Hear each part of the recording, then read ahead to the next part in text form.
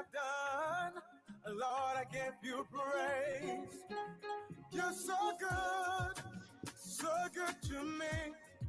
For all you have done, I want to give you praise.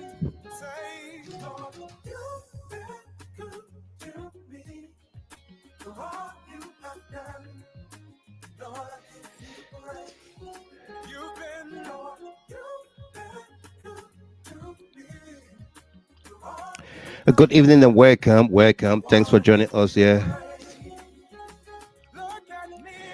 Today is Sunday, March the 30th, 2025.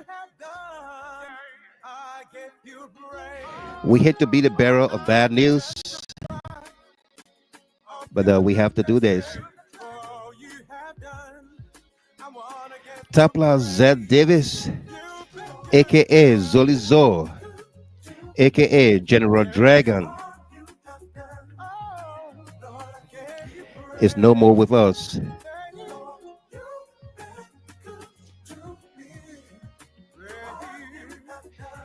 What happened to TARPLAH Z Davis? What happened to the General? What happened to ZOELY?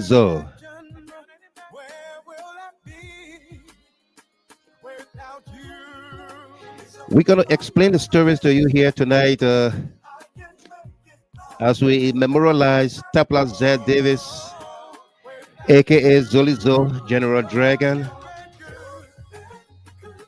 If you just joined us here, we say welcome to you.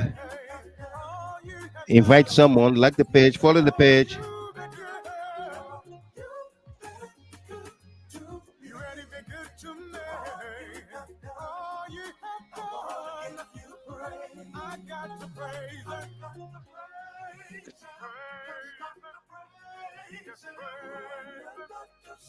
Hallelujah. This is someone's testimony. Praise it.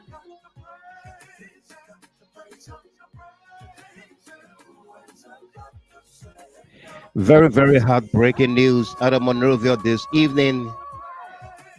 TARPLAH Z Davis, aka General Dragon, ZOELY, passed away this evening in Monrovia, Liberia, around 7:23 this evening. That's around 3:23 Eastern Standard Time.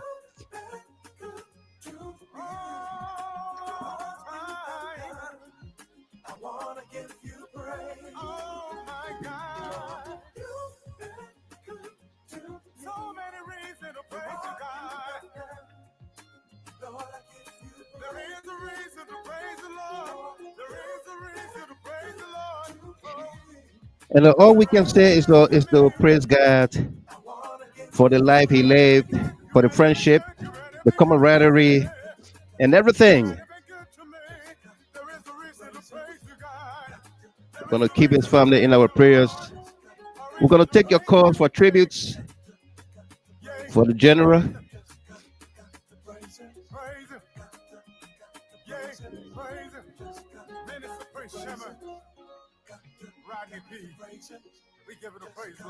We give it up for you, Lord.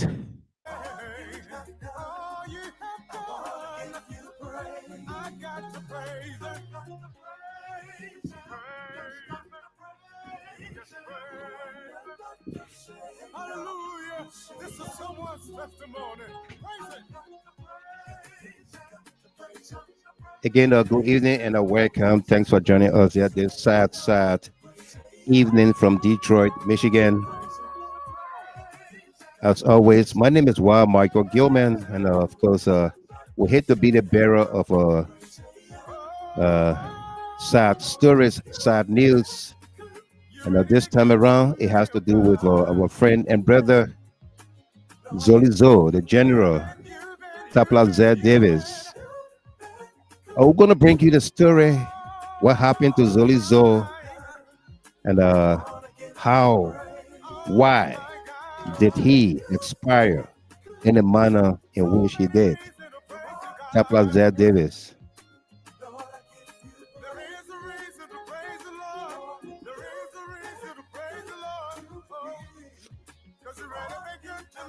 Ever since we got the story It hasn't Well, you really been been good to me. it hasn't been There is a easy. reason to praise you, God. There is a reason to praise you, Lord. A reason to praise you. Yay, yay, praise. I got to praise Him. It's hard on everybody. I can imagine that. Hallelujah. This is someone's testimony. Praise it.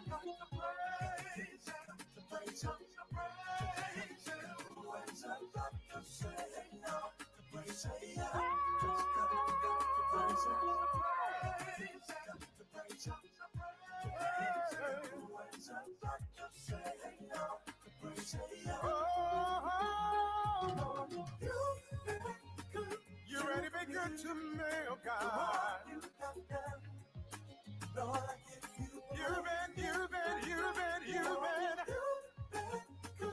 to all time.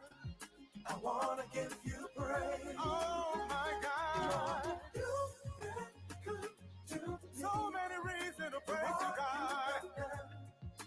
Lord, I give you praise. There is a reason to praise the Lord. There is a reason to praise the Lord. Oh, cause you're ready to be good to me. I wanna give you praise. You ready to be good? You ready to be good? You ready to be good to me? You ready to be good to me? There is a reason to praise you, God. There is a reason to praise you, Lord. A reason to praise you. Yay. Yay. Praise Him. Praise Him. Yay. Folks, good evening to you. Welcome, and thanks for joining us.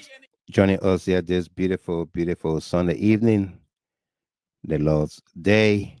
On a very sad note, we are here to report to you events happening in our country, and of course, the passing of our friend, brother, colleague, the General TARPLAH Z. Davis. Yeah, yeah, it's real. It's real. Zolizo is no more. It's real. We're gonna explain to you what happened. When did he get sick? And the various steps leading to his demise today, this evening in Monrovia at the JFK. What happened to TARPLAH Z. Davis? Very, very sad. Yeah, very, very sad out of Liberia tonight. Okay, we'll take your calls. Uh, we will, like we said on the chat line, the Concerned Librarian Network chat line, will initiate a group call there for your tributes to TARPLAH Z. Davis and family, and of course, uh, anything you remember about him. Okay, that will be the first portion of the broadcast here, and of course, it's gonna go throughout the the show here. We're gonna talk to you about.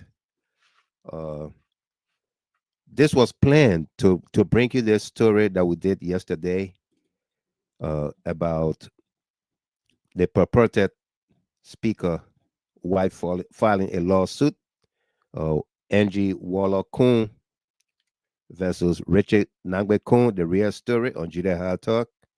We're going to bring you that, as well as we're going to talk about the deadbeat dad, the deadbeat dad, Jerome Verdier Sr., who appeared on Spoon TV last night and how to spill out gibberish, lies, and a whole host of others. We're going to respond to him as well. Why is he out this time? What caused him to go on Spoon TV? Was he paid to do so? Who paid him? How much? Our Digging Deeper department has some information for you. Uh, And somebody would say, why don't you just pay tribute to Zolizo and leave the rest? Because that's politics. Don't mix it with the tributes. Zolizo stood for a cause. He was an advocate, a fighter for social justice, for rights. Okay? And on his passing, this show was going to go on. And so it just solidified us and our quest to inform the people, you, about our country, people, and the Liberian body politic. Okay? So that will also pay homage to Zolizo, uh, and and all those who have gone to the great beyond fighting for a just cause. And Tapla Z. Davis is no exception. He was a fighter and a great one, a general for that matter. But what caused his death? What led to his death? We also will play you Zolizo's last words to me. Okay? We will play you Zolizo's last words to me. What did he say to me while he was on his sick bed at the Redemption Hospital? Okay? Uh uh I will play that voicemail, that recording. I will play it for all of us here as well. Okay? Yeah. Uh it's sad, very sad, but that's where we are. Yeah. We are strangers. We are strangers in this world. You know, we are strangers. We are just passing through. And Tapla Z. Davis have lived his life, and he's gone. He's gone to the great beyond. Okay? Let's do this song, and we'll be right back.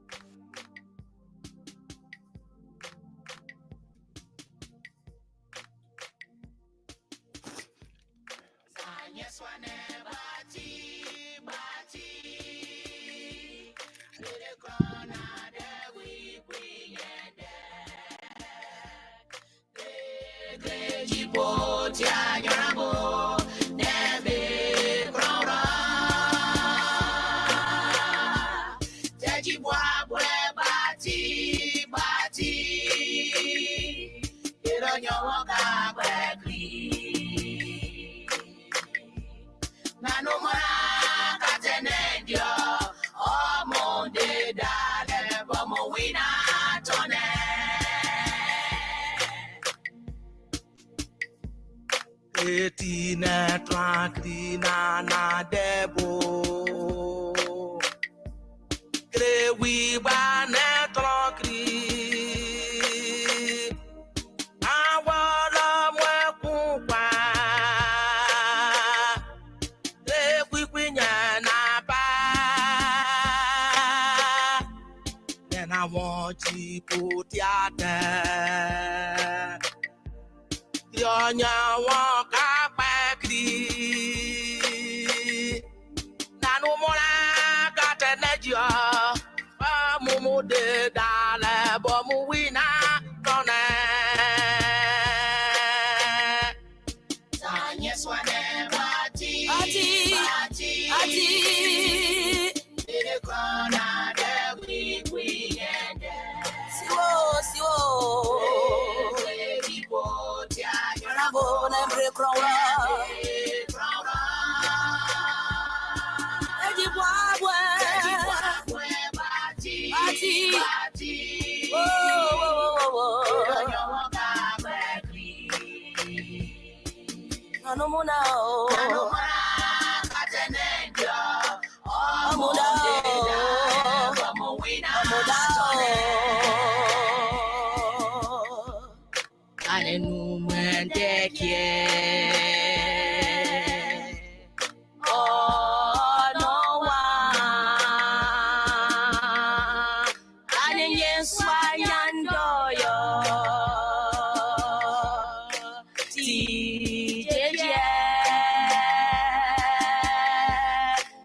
sueña bate. Oh, GHT jacle. Nanumuna katenenjo. Oh, mundem dare. Como wina tone. Swane bati. The crown the we and the chipotia. When I'm on and break crown.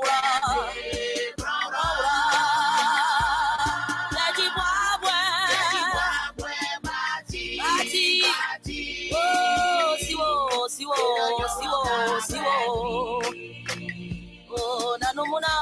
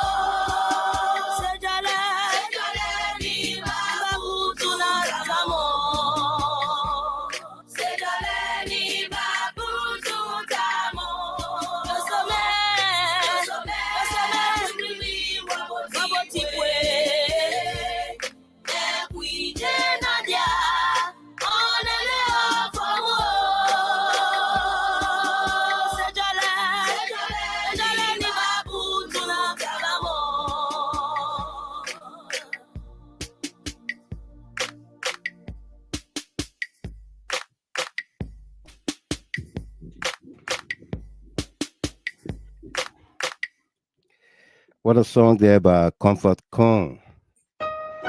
Beautiful, beautiful, beautiful song there sung in a Crew vernacular.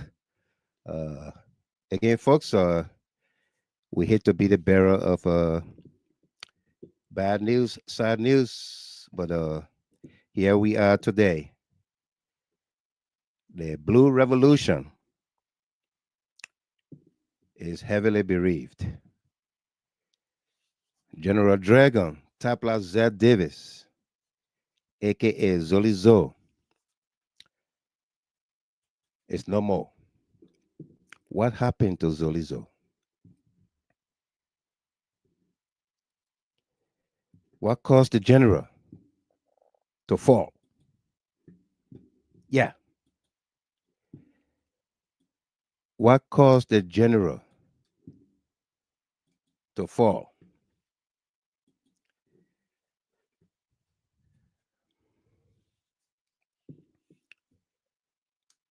Very sad. Very sad. Let me share the link in the chat room for my team. Yeah. Very sad. Very sad. But we like to wish all of you, our Muslim brothers and sisters, Eid Mubarak.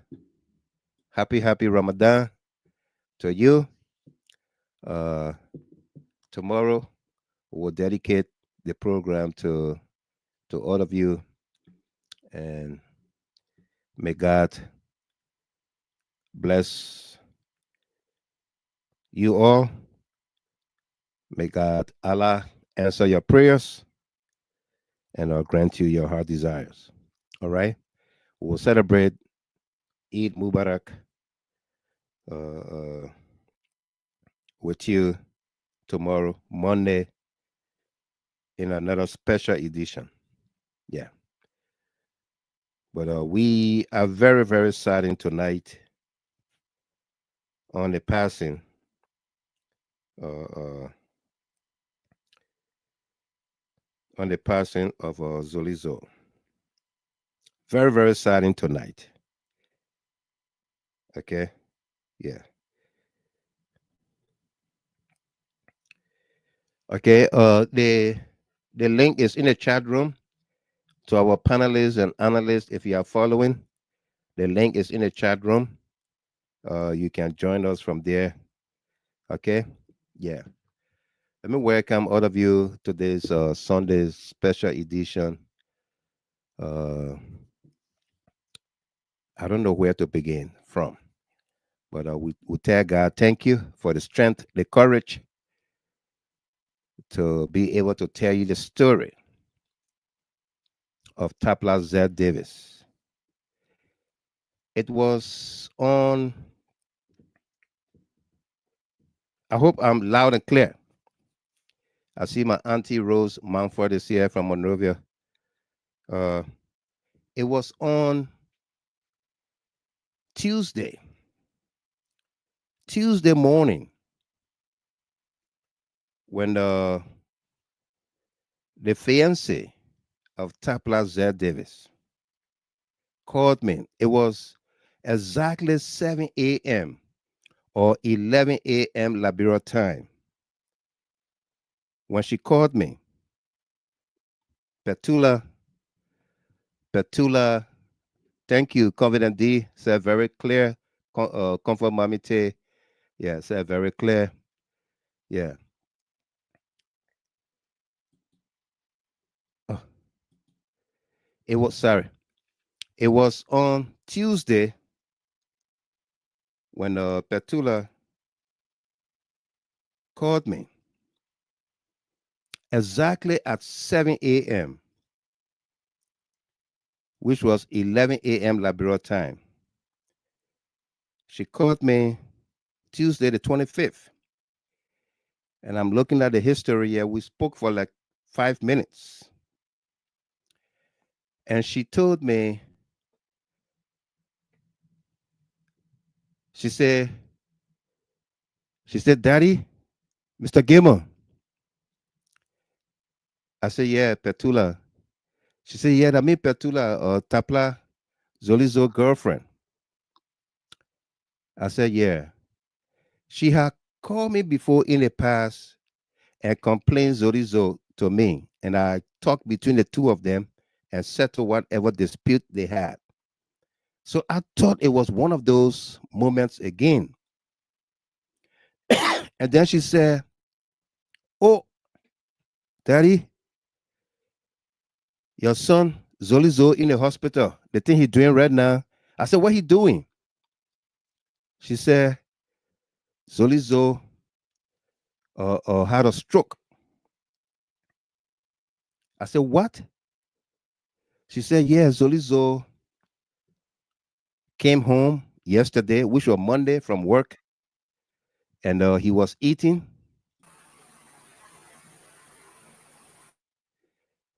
Your background, I just muted you. So say he was eating, and Mr. Gamer, your background noisy. You gotta, so I muted you. Say he was eating, and then he began to throw up, and he fell. And we are in Caldwell.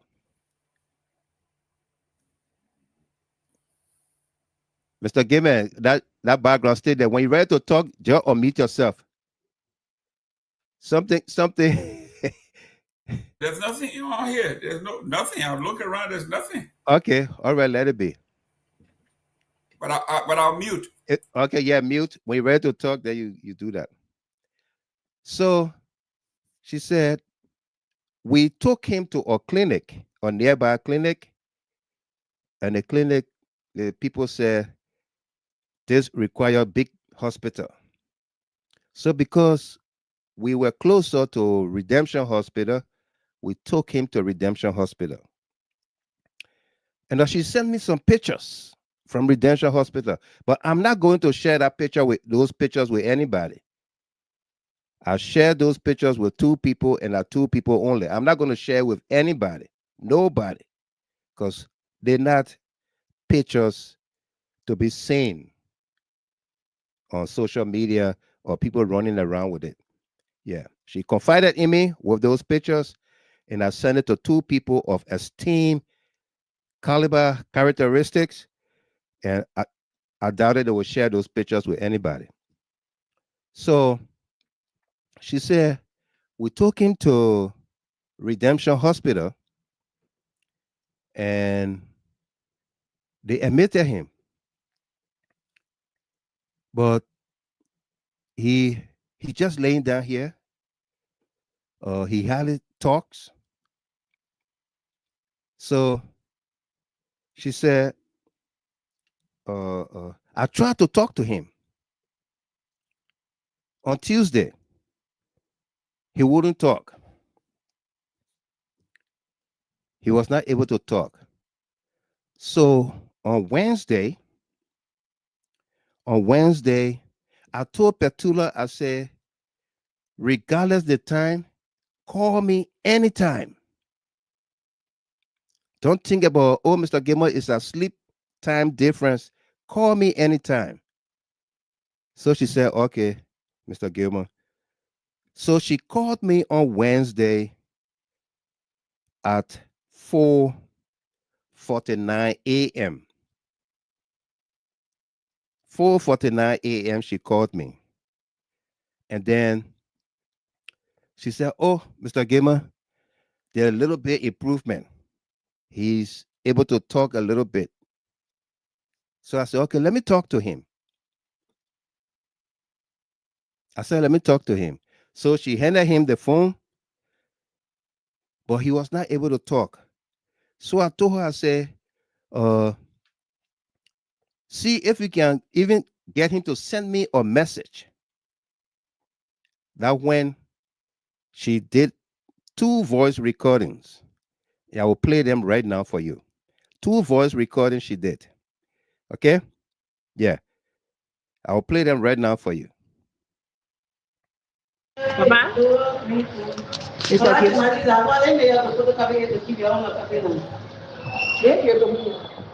Papa, Mr. Gimon won't tell you. Tell Mr. Gimon. Say hello. Say hello.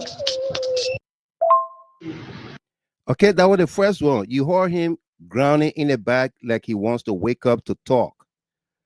This the second recording. And you will hear what Tapla said to me. When he was able to utter a word, what he said to me will shock you. Listen.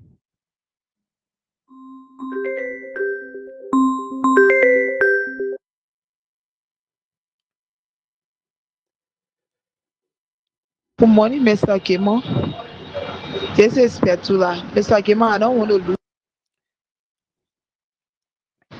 Mr. Gimon is on the line. Okay, say hello to Mr. Gimon. Say hello. Papa, say hello. Tell Mr. Gimon hello now. I did. Yeah. I did. Mr. Gimon, somebody want to bring my spiritual fire in my room.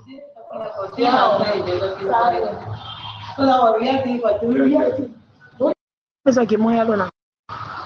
I did. Yeah. I did. Mr. Gimon, somebody want to bring my spiritual fire in my room.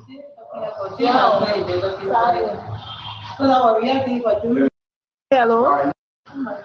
Papa, say hello. Tell Mr. Gimon hello now.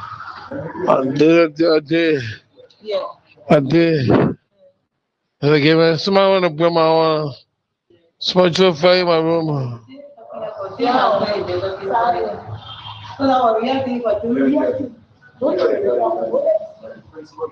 Tell Mr. Kimon, how you feeling? Mr. Kimon is asking you. Say, tell Mr. I'm Kimon. gonna try. Mr. Kimon is asking how you feeling this morning. Papa, tell Mr. Kimon, the horse on up way, yeah? We'll put the horse in faint, yeah? Oh, we want to be the blind about here. Yeah. Tell Mr. Kimon, hello. Papa?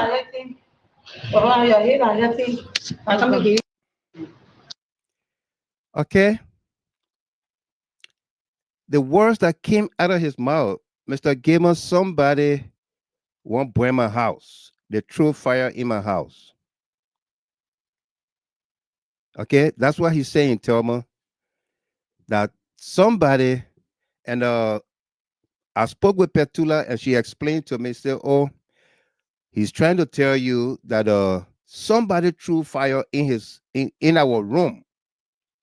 And it was the neighbors that were able to put the fire out.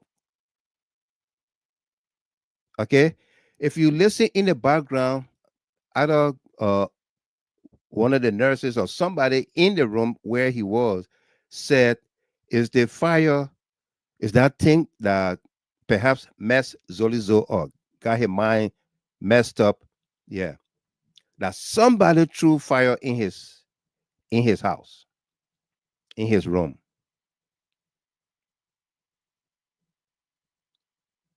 Yeah, somebody threw fire in his home. Let's play it one more time. Mr. Kimon is on the line. Okay, say hello to Mr. Kimon. Say hello. Papa, say hello. Tell Mr. Kimon hello now. Yeah. I did. Again, somebody want to bring my spiritual fire in my room.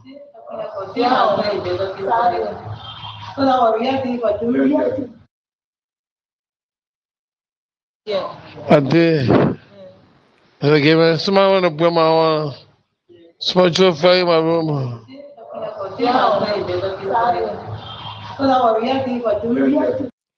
Okay, did you guys hear him well? Comfort, Mamite, Dilano Tamasa, Mr. Gayman, Miss Chaplin. Were you able to hear him well? Yeah, I mean, it's This is distressing.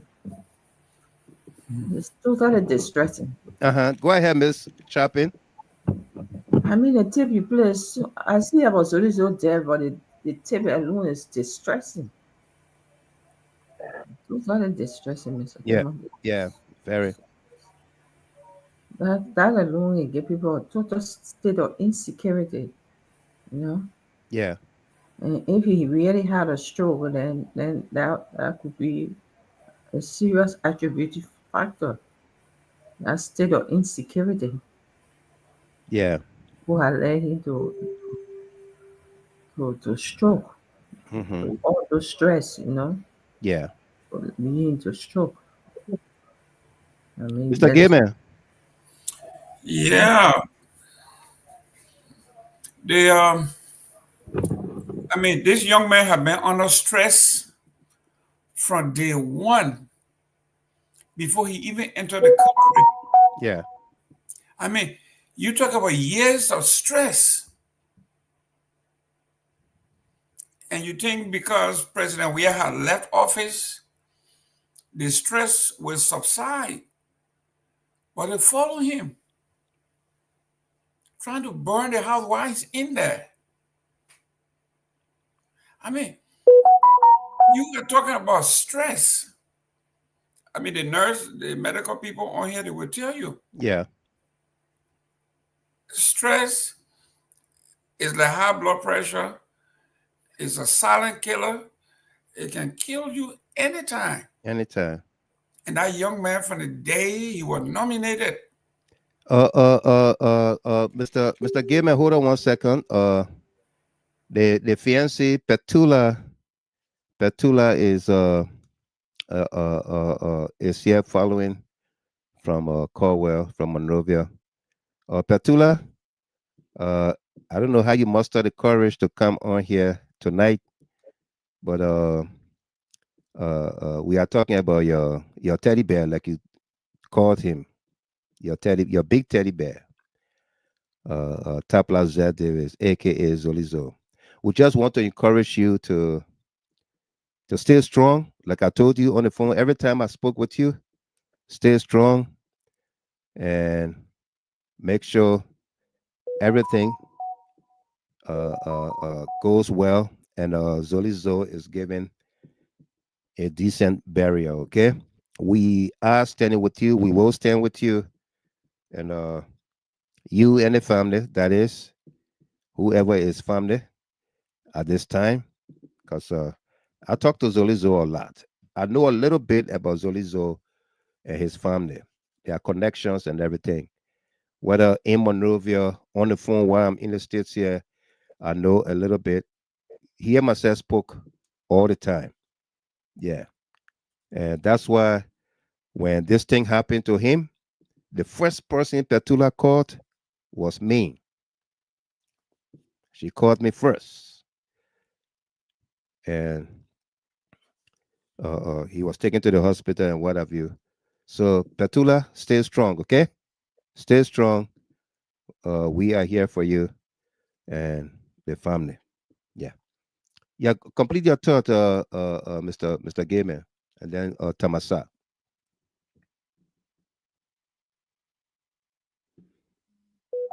Mr. Gayman, Yeah, we all were on here. We followed this young man right.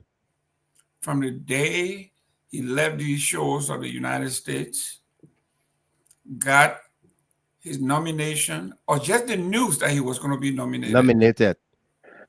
And and and how my bastard brother, Dylan, okay, hounded this young man. this was his nomination, his confirmation hearing picture. This picture behind me here was when he went for confirmation hearing. That's correct. Yeah. And they hounded this man. And then when he made a remark that anybody would make, that my investment, all my life investment, my It's in, home, yeah, yes, it's in Monrovia. It's in it's in Liberia. Monrovia. That's Yeah. correct. And if you come to my house to burn it down, just exactly what he said, Exactly what he said. that's what they try to do. Yeah. If you come to my house that I earned, that I work hard for to build, and I you will come there, I to will loot. protect my, I will kill you. yes. Yeah. He was using what we call the castle doctrine. If you are in your home, your property, and someone threatens you, you have all right to protect yourself. And because he quoted the castle doctrine, Yeah. the politicians, and Darrell Dillon in particular, ran with it, denied this qualified young man his rightful place in Liberia. Then, when he got a job at LPRC, they follow him. They say he stole. Yeah. Stanton, Waterspoon, everybody lie on this man. Say he stole gas in buckets. And guess what? Talking about the Spoon Network and what have you. Do you know that yesterday they were all at JFK wanting to take pictures of this man when they took him there? Hmm. But this young lady, Petula, God bless her heart, God bless her soul, she was able to prevent them That's correct. from taking his pictures. She paid securities to blockade the people removing him from the ambulance into the emergency after waiting outside in the car for 2-3 hours at JFK. She was able to George Toto. I had to call George Toto yesterday to give me uh, uh, uh, a doctor's number because the doctor was at JFK. But Boyka came in and had him removed. So he said, "Oh, but he has a private practice." I said, "Okay, give me the number." Okay, I had to make calls yesterday when they were keeping this young man in the car. JFK is saying no bed to admit him. Tamasa, good evening, welcome. Hello, Mr. Gilmore. Yeah, Yeah, it's one of these difficult time. Very very difficult to process. Uh, Firstly, let me just speak to Zeluzo family, more especially his girl, Petula, and the rest of them. I know there are no amount of condolences and sympathy we can wish you people right, that can, soften your heart. We just say let's God intervene in the difficult moment to find that grace that you people can go through the difficult time. right. Uh, we were very shocked. We're still trying to process it. Absolutely. Yeah, but and playing that claim, Mr. Gamer, it just take me off again totally. I don't even know what to say. Hmm. Um, yeah, can you imagine Tapla on his at the final moment of his time, but he can still remember the threats and other things Yeah, yeah, on his life and his family. yeah, I mean, can you remember that? yeah. Like on the film, the one you just played, The one I the just only played. thing he can imagine on the Yeah, threats, the threats. Yeah, fire thrown at his house in his room. That's the picture he could remember. It just tell you the kind of stressful situation yeah. and a terrible situation, Brother Davis. Yeah, but it's hard to process. We just want to pray along with the family that God can come in and give them that counseling, that grace that it can be able to withstand and go through the difficult moment. But Absolutely. we are hurt. Yeah, We are hurt. we We are are hurt. hurt. Yeah, And yeah. that's it, Mr. Gilmer, for now. But Thank you it's very much. Momentarily, again, we're gonna be opening up the phone lines. We're gonna start a group call in a Concerned Librarian Network chat room. Okay, so if you are in that chat room on WhatsApp, we'll start a group call, and if you answer, just put your phone on mute until we call you to speak. All right, and then you unmute yourself because it's gonna be a lot of people who want to pay tribute, want to say something, and please limit it to at least a minute per caller or per call. Okay, we'll begin that. And those of you who are not on the WhatsApp, you can call us direct at 313-957-9702. All right, and we'll put you through as well. It's very, very sad. If you just joined us here, uh, we are discussing the the demise, the passing of Zoli Zo, Tapla Z Davis, aka General Dragon. Yeah. Let me tell you something that Zolizo, why Zolizo talked to me and why we got so connected and bonded. Uh, Zolizo oldest brother, the late Isaac Davis. Isaac Davis and myself graduated Tottenham High School the same year, and we were classmates. Isaac Davis was a great table tennis player, and he was one time Africa a champion for table tennis from Liberia, Isaac Davis. And so, uh, like most of us, we encounter Zolizo here in America. And then talking from one thing to another when he realized when that her brother and I attended Tottenham High School, and we graduated together. Uh, uh, we became very close because this is somebody that he he revered a lot, Isaac Davis. So to see somebody who was in school with his brother, you know, he talked to me like a big brother and what have you. So this was just probably around 40, between 46 to 48. Somebody asking Blambo Nimle, asking whether he was still working at LPRC. He was still working at LPRC up to his demise. So there where our friendship, our brotherhood and camaraderie, everything came from, you know. So uh we talk quite a bit, you know. Big brother and small brother talk, pape, son talk, CDC talk, social media talk, and all of that.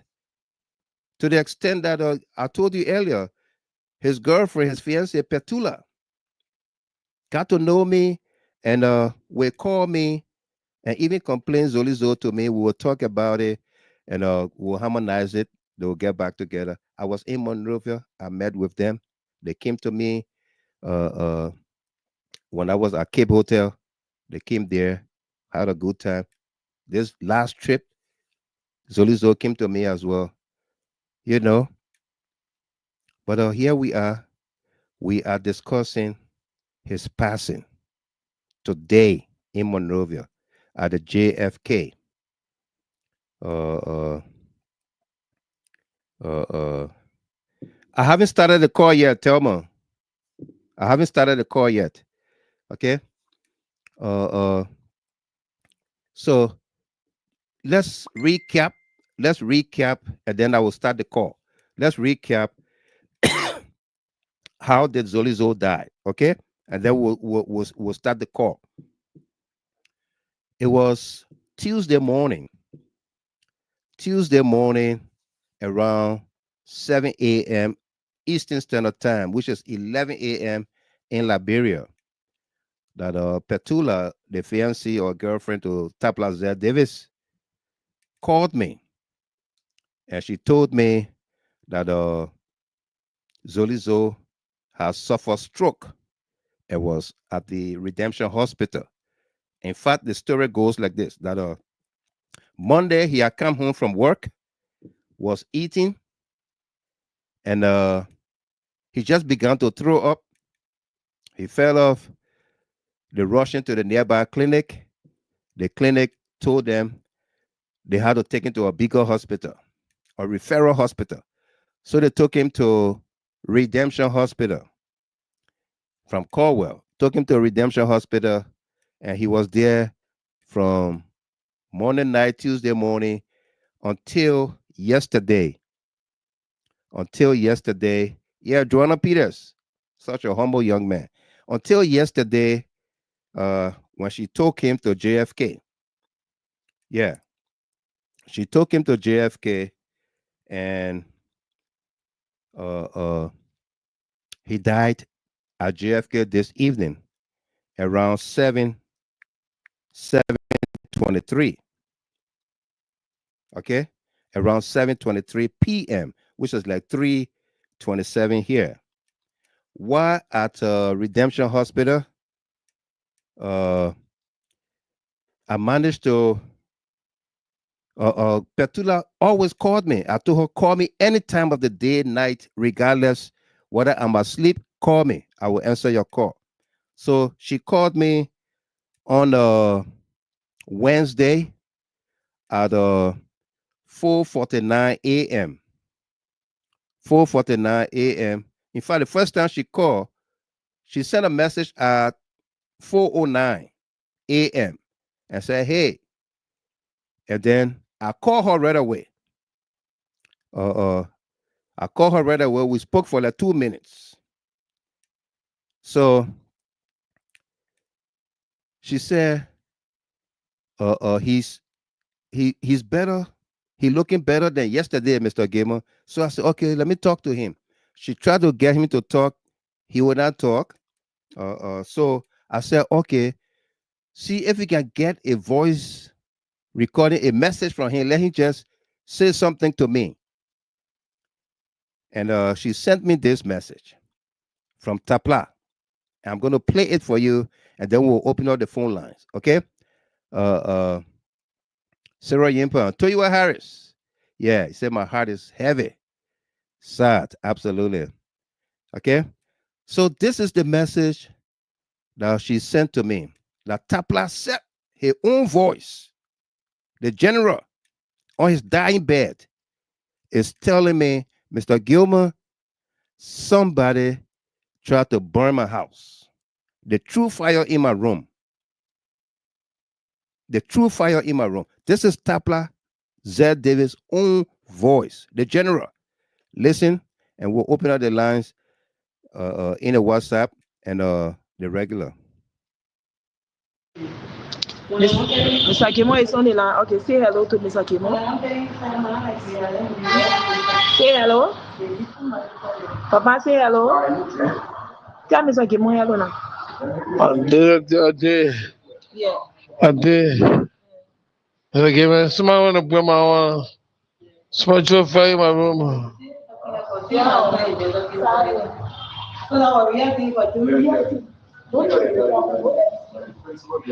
Tell Mr. Kimo now. How you feeling? Mr. Kimo is asking you. Say, tell Mr. Kimo. I'm trying. Mr. Kimo is asking how you feeling this morning. Papa, tell Mr. Kimo now. The horse on up when yeah, we'll put the horse in fence, yeah. Oh, we want to be the blind over there. Yeah. Tell Mr. Kimo hello. Papa.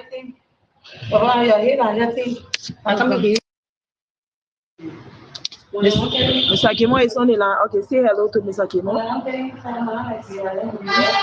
Say hello. Papa, say hello. Tell Mr. Kimo hello now. I did. Yeah. I did. Okay, man. Somebody want to bring my spiritual fire in my room.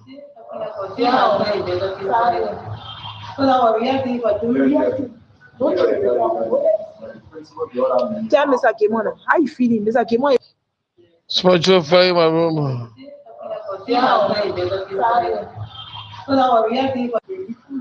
Mr. Kimo hello now. I did. Yeah. I did. Okay, man. Somebody want to bring my spiritual fire in my room.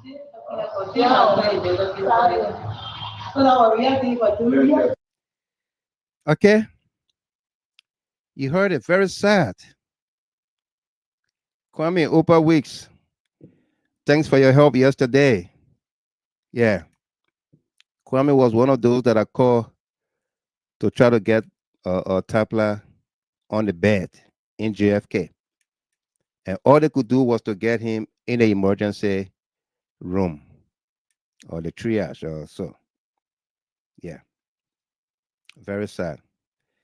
Okay. We're going to open up the call in the CLN chat room. And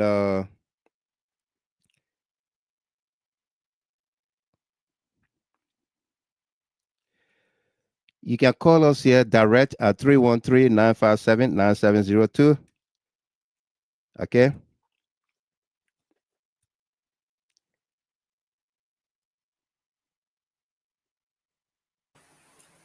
Mr. Gilman, Yeah. would the family request an autopsy? We don't know. That's a good question, but we will talk to Petula and see what they hope to what do we want to do. But let's go to the phone lines here and talk to people quickly as they come on. Let's go to Musuwabi Cooper from Australia. Good morning, Mr. Gilman. Good morning. Welcome. This is so sad. Seriously, I didn't even know what you were talking about Mm-hmm. till later on. I recognized the face on your screen behind you. Right. As I'm speaking to you, I'm shaking right now. I'm at work. but it's heartbreaking, It's heartbreaking. because I remember some part of, I think, last year or the year before, you used to talk about this man, about this gas thing that was going on between he and Stanton Waterspoon, Yeah, and all of a sudden today he's no more. It's just heartbreaking. Seriously, it's heartbreaking. may his soul rest in peace. Thank you. Thank you. Let's go back to Australia. Miss Rogers, just hang up from me, yeah? If you finish talking, just hang up. Sana Rogers, Yeah, Mr. Gamer. how you doing? Good morning to all my CNN family. Yeah, This day is a bad day and a sad day for us. Yeah, yeah, when I woke up this morning and I saw the post on Facebook, it was like, "Are you killing me?" It right. says, "Serious?" Then I check, and I keep saying this one thing. Mm-hmm. I am shocked. I'm out of worries. Wow. All I can say, may his soul rest in peace, the Red Dragon. And my sympathy to the family, Right, his children, and to our CNN family. right. This is a big blow for CDC, It is. but we can't question God. No, we can't. Can't ask him. If there's anything that you want the CNN family to do not hesitate. Right, You might not get me on your show because my work time is different. right. Everything changed. Please let me know personally, Mr. Gamer. Okay. It's so hard. Yeah. It's so hard. Thank you. May his soul rest in peace. Thank you. You're welcome. Thank you. But we can't question God. Yeah. Jai hang up. Jai hang up. Yeah, Miss Rogers. Comfort Mamite. Hello, Hello. Welcome. hi, Mike. Hi. I just want to cry. I just want to cry. I can't say anything right. I just brought everything from Christmas dying to Christmas silly. Zolizo. Yeah. This is just so huge. I'm still trying to process the whole thing. Today, Liberia lost a soldier. He was not just a seditious or concerned Liberian network. There was this man. All he wanted was the best for Liberia. What's the best for Liberia? And I'm so sad right now, Michael. I can't say anything. I'll just let other people speak because I just got to process the whole thing. I can't get my head around it. Yeah. Wow. Thank you. Mas SP Pelu. And folks, if you are in the CLN chat room, you want to say a tribute, go and answer the group call in the CLN Concerned Librarian Network chat room. Go and answer the group call there, and you will be able to come through. Okay, Mas, welcome. Yeah, Mr. Gimme. Yeah. Look at my heart is heavy. Very sad. Oh my God.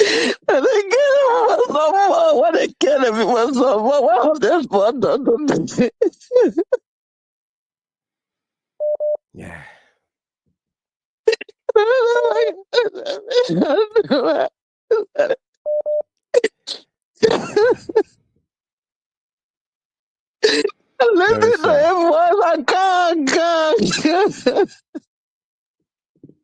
Very sad.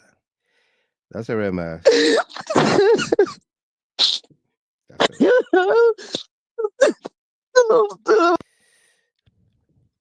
Alex Kulu. Yeah, Mr. Gateman. Good morning. Good morning. Let's hear you quickly.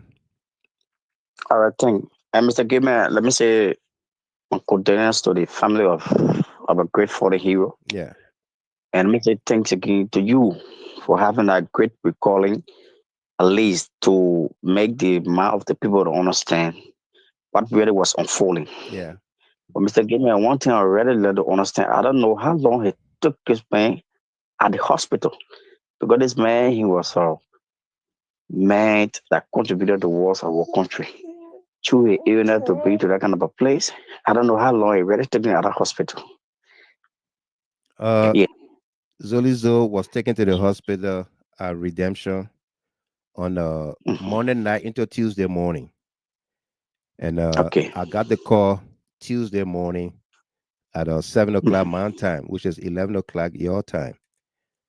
And then Okay. yesterday he was transferred to JFK, Okay. and he died at Okay. JFK this evening. Wow. Wow. Well, Mr. Gamer, thank you. And let me say, let the family take her. Mr. Gamer is human being business. Yeah. When it comes to the contributing, I think anything you can get to me, we all can find solution to that. Okay. Thank you. Yeah. Thank you very Thank you much. so much. Alex Kolu there from Gompa City. Again, if you are in the CLN chat room,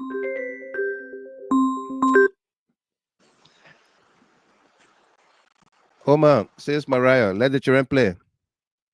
Oh, Mr. Gamer. Yeah. Oh, and I say on you. Zolizo cry in your name, or Petula will tell you. Yeah, oh, that was song. Oh, I used to call here every night. I say, I can hear you, oh, Papa. Yeah. You come in, say, I'm going nowhere. I was sitting here, oh, my, we're watching it, people. And then I said, what are you watching? You can't come. He said, no, oh, my, I will stay here. The people are funny people. Yeah. They will do funny things. I sitting there, I'm going nowhere. Before anybody tell John, we are got to power by me. I'm going nowhere. I sit there. Yeah. I say, okay, every night I will call him. So I call him there, he laughing. My son now, my son there. My son know now, man. So, oh, we are what John, we have been there every day. We are called to him. Oh, man, you all right? I say, yeah. He said, the people that funny people, you can't trust them. Oh, man, I hear I'm going nowhere. We'll be there. The people who watching there. I said, okay, be there. Oh, he said, we're watching there. The people, I told you, Mr. Gamer, these people, their ears are dirty. The people not good. So native boys, they just killing people. They doing all kind of things. That fire that entered the room there enough for nothing. That's something, no stroke, Mr. Gamer. I said it the other day on your show. I said the people's hands are dirty. We're not fit among them. Not right now. You can't make it. Don't go among them. Stay away and pray to God. Stay away from them. Yeah. Stay away or the people not good. That old man who get our country, the old man not good. The old man got our country somewhere, and we need to pray to take our country from the hands of the enemy. Mr. Boaga, I put Liberia somewhere. He put us somewhere in Tibo. Our country there going down. Our children there are dying. They are dying, Mr. Gamer. We ain't got no peace. No peace in Liberia. Oh. The wicked people take over the nation, Mr. Gamer. We just have to pray. Let's pray, Oma. Thank you. Thank you. All right. Yeah. Okay, we're gonna start the group call again in the Concerned Librarian Network chat room. All right. I see some of you are calling as if to say you are not in the chat room. Let me call this lady back. I don't know whether she's in the chat room or Victoria Kamara from Australia. Yeah, Miss Hello, Kamara. Mr. Gamer. Yeah, welcome. How you doing? I just want to make my own contribution towards our brother. I'm so sad. Yeah. I'm in tears for Zolizo. I knew Zolizo was indeed well. Wow. He's a well-learned man. But anyway, we say may his soul rest in peace. Well, Zolizo has been crying about his house. You know, we that in the diaspora, we invested so much into Liberia. Yeah. All what we work for, we rake our bank account to do something back home because we want something good in our country. Yeah. We grew up in that country. There was nothing that we can lay hands on until God help us with travel. And he cried so much about a house because can you imagine when you take your money to send it back to put something there, when anybody try to tamper with it, you always feel, threatened. Yeah. So I know that house, his property, he have been crying so much. And if somebody did that, that's what gave him that shock. Mm-hmm. Yeah, the fire That's what gave him the fire that they threw in the house. Yes. Yeah. That's what gave him that shock. because their brains will hold things and can't hold no more. Yeah. That's how it is. I just sorry for Zolizo. I just sorry. May his soul rest in peace. And I will Amen. keep in contact and anything. You and myself will talk. Okay, It's thank so you. sad. It's very sad. Thank you All very right. much. Yeah.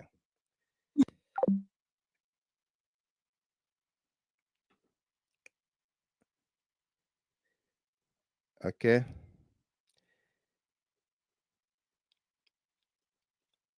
Tamasa. Mr. Gilman. Yeah. Yeah, Mr. Gilman, Let's take this caller here from North Carolina. 704-6856. Hello. Hi, Mr. Gilman. How are you? I'm good. Your name? My name is Victor T. Weir Jr. Victor Weir Jr. Welcome. Thank you, sir. Mr. Gilman, thank you very much for this show tonight, being dedicated to my friend and brother, Mr. TARPLAH Davis. Yeah. Mr. Gilman, this is sad. And, going through this, I'll say for the second time, because we had ZOELY and then now TARPLAH Davis. TARPLAH Davis, yeah. So I'm a veteran like myself, Mr. Davis. And we used to talk once in a while he was in Monrovia. Mm-hmm. He said, "My man, why you can't come find me?" But I haven't spoken to him over the last couple of years because I've been dealing with some issue. Right. So, when I saw the story today, at first somebody posted in our veteran group. I didn't believe it. Uh-huh. I actually called his number in Liberia, but the phone was off. Yeah. Then I reached out to somebody on Facebook who told me yes, it was true. But honestly, the older lady that you just had on the phone, she said something, and unfortunately, uh, I have to believe her. I don't think this is normal. No. This. But did you, Victor? Did you listen to the voice recording I played? I listened to the voice recording, and it brings back where your brother was discussing, Mr. Gilman, about the castle doctrine when he was having issue about the same exact property. Yeah. That they threw fire in his house. Yeah. The envy and hate in Liberia, Mr. Gilman, is too much. It's too much. I just got back from Liberia about 5 weeks ago, and when I got to Liberia, and I was surprised to see people asking me, "Are you guys the people that Donald Trump deported?" I'm like, I'm in Liberia at least 3 to 4 times every year. Every year. Why would you ask me that stupid question? And you got people sitting up praying for all the worst thing to happen Mm-hmm. to their friends and family. Why? Wow. Why? Why Liberia should be the only country we can never pray for anything good to happen to our friends? We're always praying for the worst. So again, thank you very much. I pray my friend and brother rest in peace. Hopefully they will get what he got right now. Absolutely. Thank you, Victor. Thank you. Let's go to Medicine Yadolo. Yadolo, welcome. Mr. Kema, I'm so sad. I didn't even know what to say. Winston, they're gonna call me this evening. He said there's information all on social media that Zoli died. I said, what? Yeah. I asked him 2 questions. Was he sick? How long was he sick? Right. And processing, he was still working at LPRC. Yeah, he was still working there. We don't think our Unity Party people. Yeah. Don't think our Unity Party people. He was still working there. They just damage a young, productive man like this. Got 2 masters were working on his PhD. Jesus. Yeah. Look, Mr. Gamer, just as the previous caller said, that country is very dangerous. They envy, they hate. They hate that people in Liberia couple with politics. The people on the other side do not want to see us that associate with George. We are. They don't. Yeah. The country is dangerous. It is. Thank you, Yadolo. Wow. Yeah. My sympathy to all citizens and all his family and friends. Thank you. Thank you too, Mr. Just hung up from this line. Yeah, just hung up. Miss Smallwood, Famara. Mr. Gibbon. Yeah, how you doing? Yeah, I'm so shocked right now. When I opened my Facebook page and I saw that, Yeah. just broke me. I don't know, Mr. Gibbon. I'm so sad right now. I'm so sad. I don't got much to say, but Very I'm sad. all the words. Absolutely. Yeah. Yeah. Absolutely. Thank you. Thank you. thank you. Thank you. Stay strong. All of us. We need to. Sam Ricks, welcome. Yes, sir, Mr. Gilman. Yeah. Thanks for the show. My sympathy goes to the family. Mr. Gilman, my question, the fire that got it at the LPRC recently, you know when it happened? No. I don't know. It's just my concern because I learned Zoely was still working at that place. Yeah, you are I still don't working know. there. You are still working there. Yeah, I think that fire was sometime last week. I don't know the cause of that fire, but you know, those that are working at the LPRC, especially the other group, I don't trust them. They still have something against that boy. Mm-hmm. Don't know what it is, Absolutely. but that's just my concern. That's just my concern. Right. But may his soul rest in peace. Absolutely. Anything they call stress is nothing to play with. No. I thank God for America. When I came in this country, at a hospital called Mass General, they took me out of my situation. The people told me if I love my life, what is bothering me, I should never look at it. 2-3 years, wherever you see it, run away from it. Mm-hmm. Stress is not easy. And what was that? For that reason, what was that you ran away from? Mr. Gilman, it was marital issue. Wow. Those doctors told me that I should get out of it if I love my life. Today I'm successful because I pay attention to them. Yeah. Stress is nothing to play with.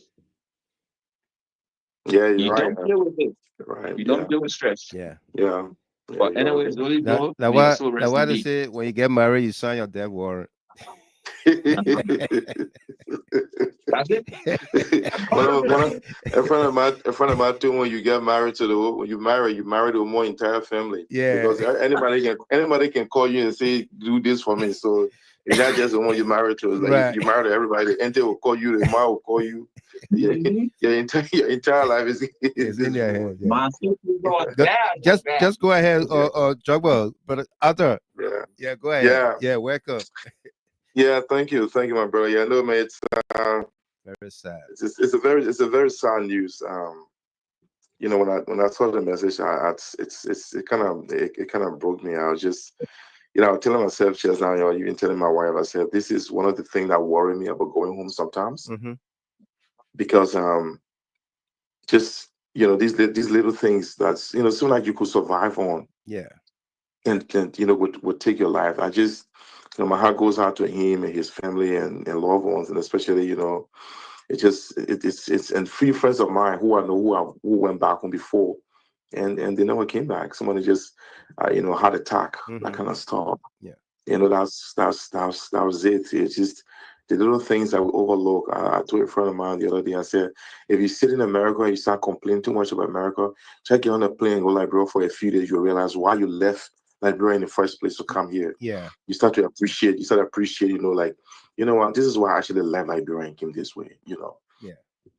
But this is a very sad thing. You know, hopefully we can all, you know, put hands around his family and see how to contribute towards you know, next steps. But right. No one is promised life, and my brother, you know, it was a good thing it was a good thing you walk away from that marriage. I'll be honest with you.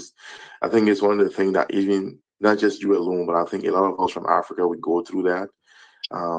It's not really in our nature to divorce. We don't like it. No. Right. We always think we have to stay in a marriage and make it work. Sometimes you have to really ask yourself a lot of questions if it is worth your life. So, you know, you're blessed to have to wait until doctors tell you to walk away from that stress before you know you left. Some people are not even lucky to get even to the doctor, and that little stress carried. And stress is not something to joke with. No. On the serious note, it's not. It's a silent killer. But Sam Rick is still here. Did you enjoy the stress sometimes? Mr. Gilman, stop making fun. That is not easy, Mr. Gilman. I'm a witness. I'm telling you. I kept away. I don't want to fool myself. I don't want to think about it. You, Oh, man. I was dealing with an individual and her only daughter at a time. Yeah. Killing me in the house. Yeah. I imagine. Imagine me eating my breakfast in the morning.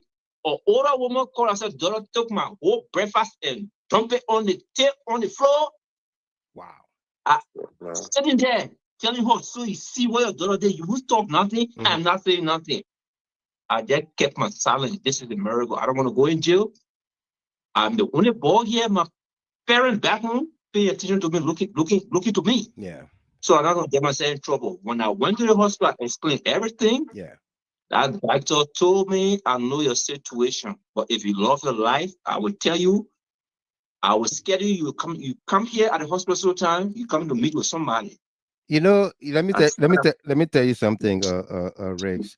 I laugh a little bit. You know, I mean, it's very serious. We lost a great friend and brother. You know, but I'm just managing this.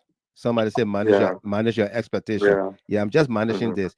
But before the show, I spoke with a young lady, and she told me exactly the same thing you're telling me.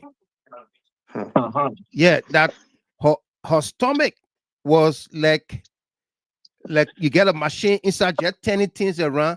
But she went to the hospital, and they found nothing, and they told her the same thing. Stress. Their person follow her to the hospital, so they put him outside and say, "Is he good to you?"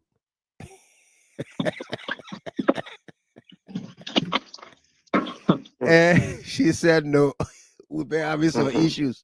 Say that your problem right there. That it was hurting your stomach. Yeah.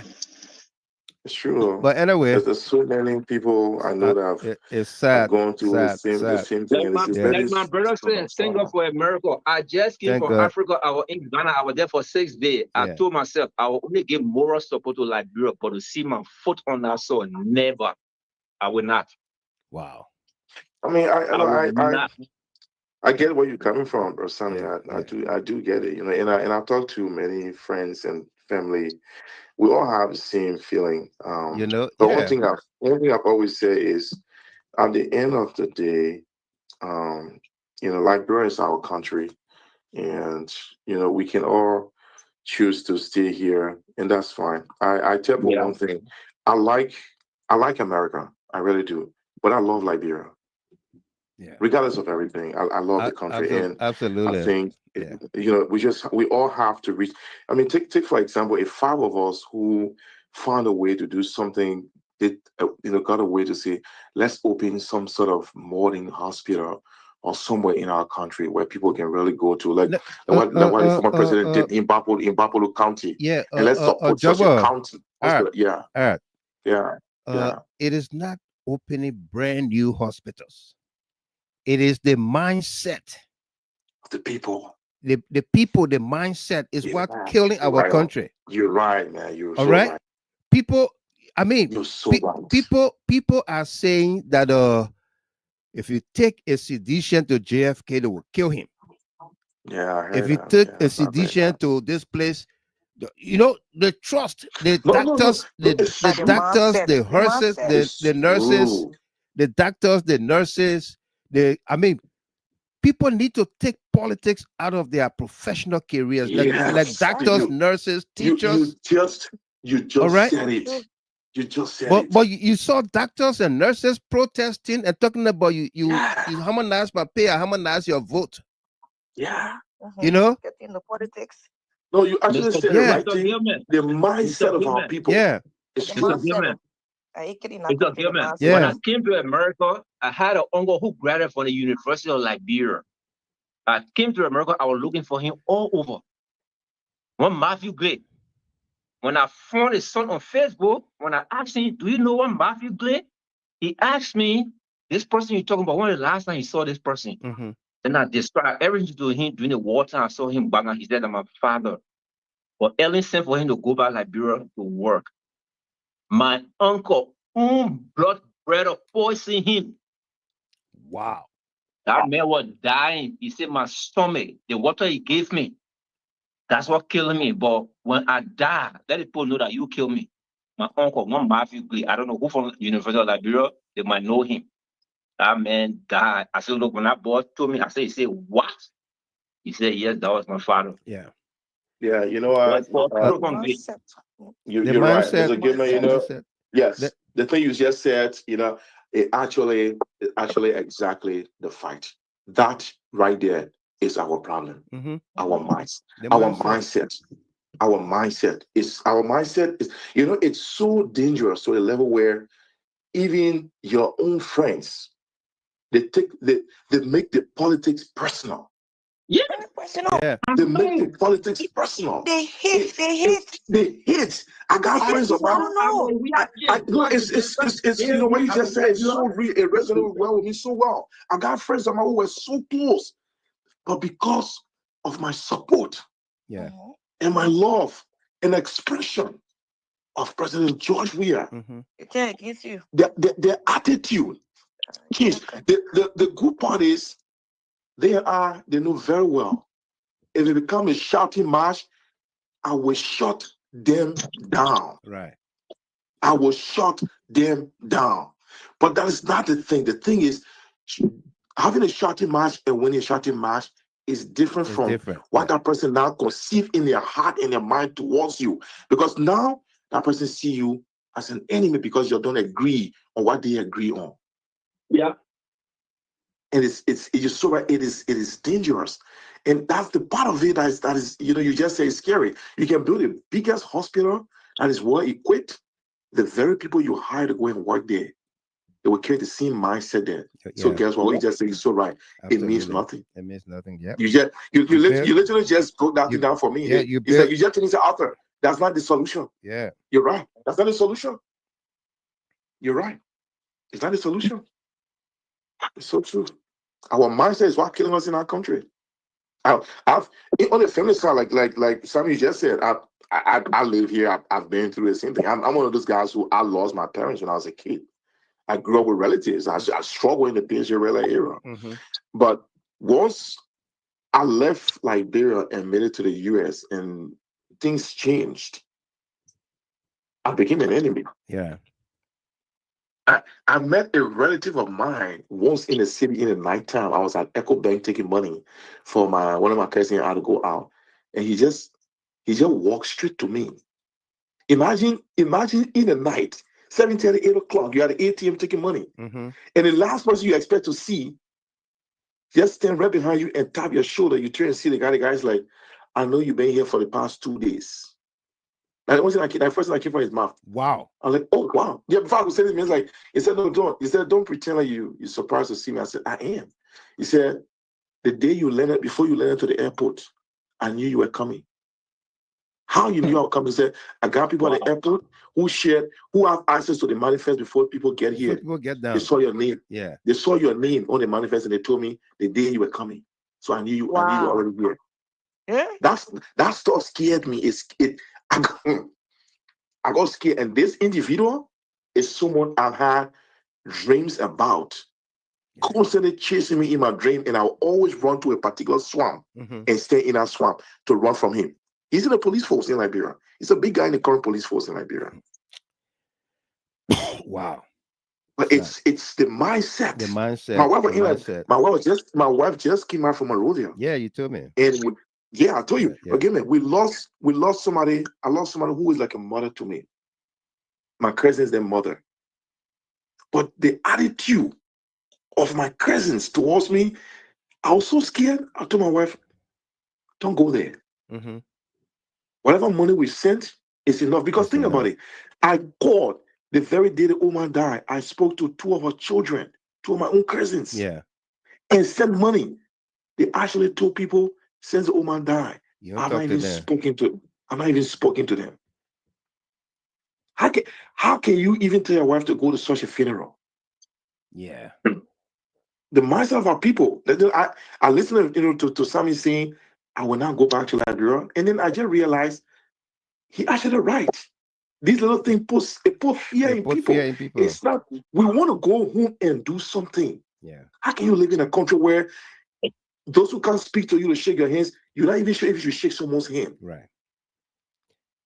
Before they realize that all on social media and showcasing the fact that you are part of a particular party or a leader that you love, you become their enemy as well. Our mindset is a serious problem for us. So this was such a nice man. He went in that country, they attacked him because of the same reason. The same reason, yeah. The same reason. And like you just said, you would have gone to that hospital and it was going to say, "Oh, there's somebody in there soon. I see profile. Who get up for you? You sit over there." That's the mindset of our people. They take I mean, I was on the phone. I was on the phone before we go to the next group of callers here. Josephine Campbell, Musa Brown, and Niels Bingba, and Teddy Yankun.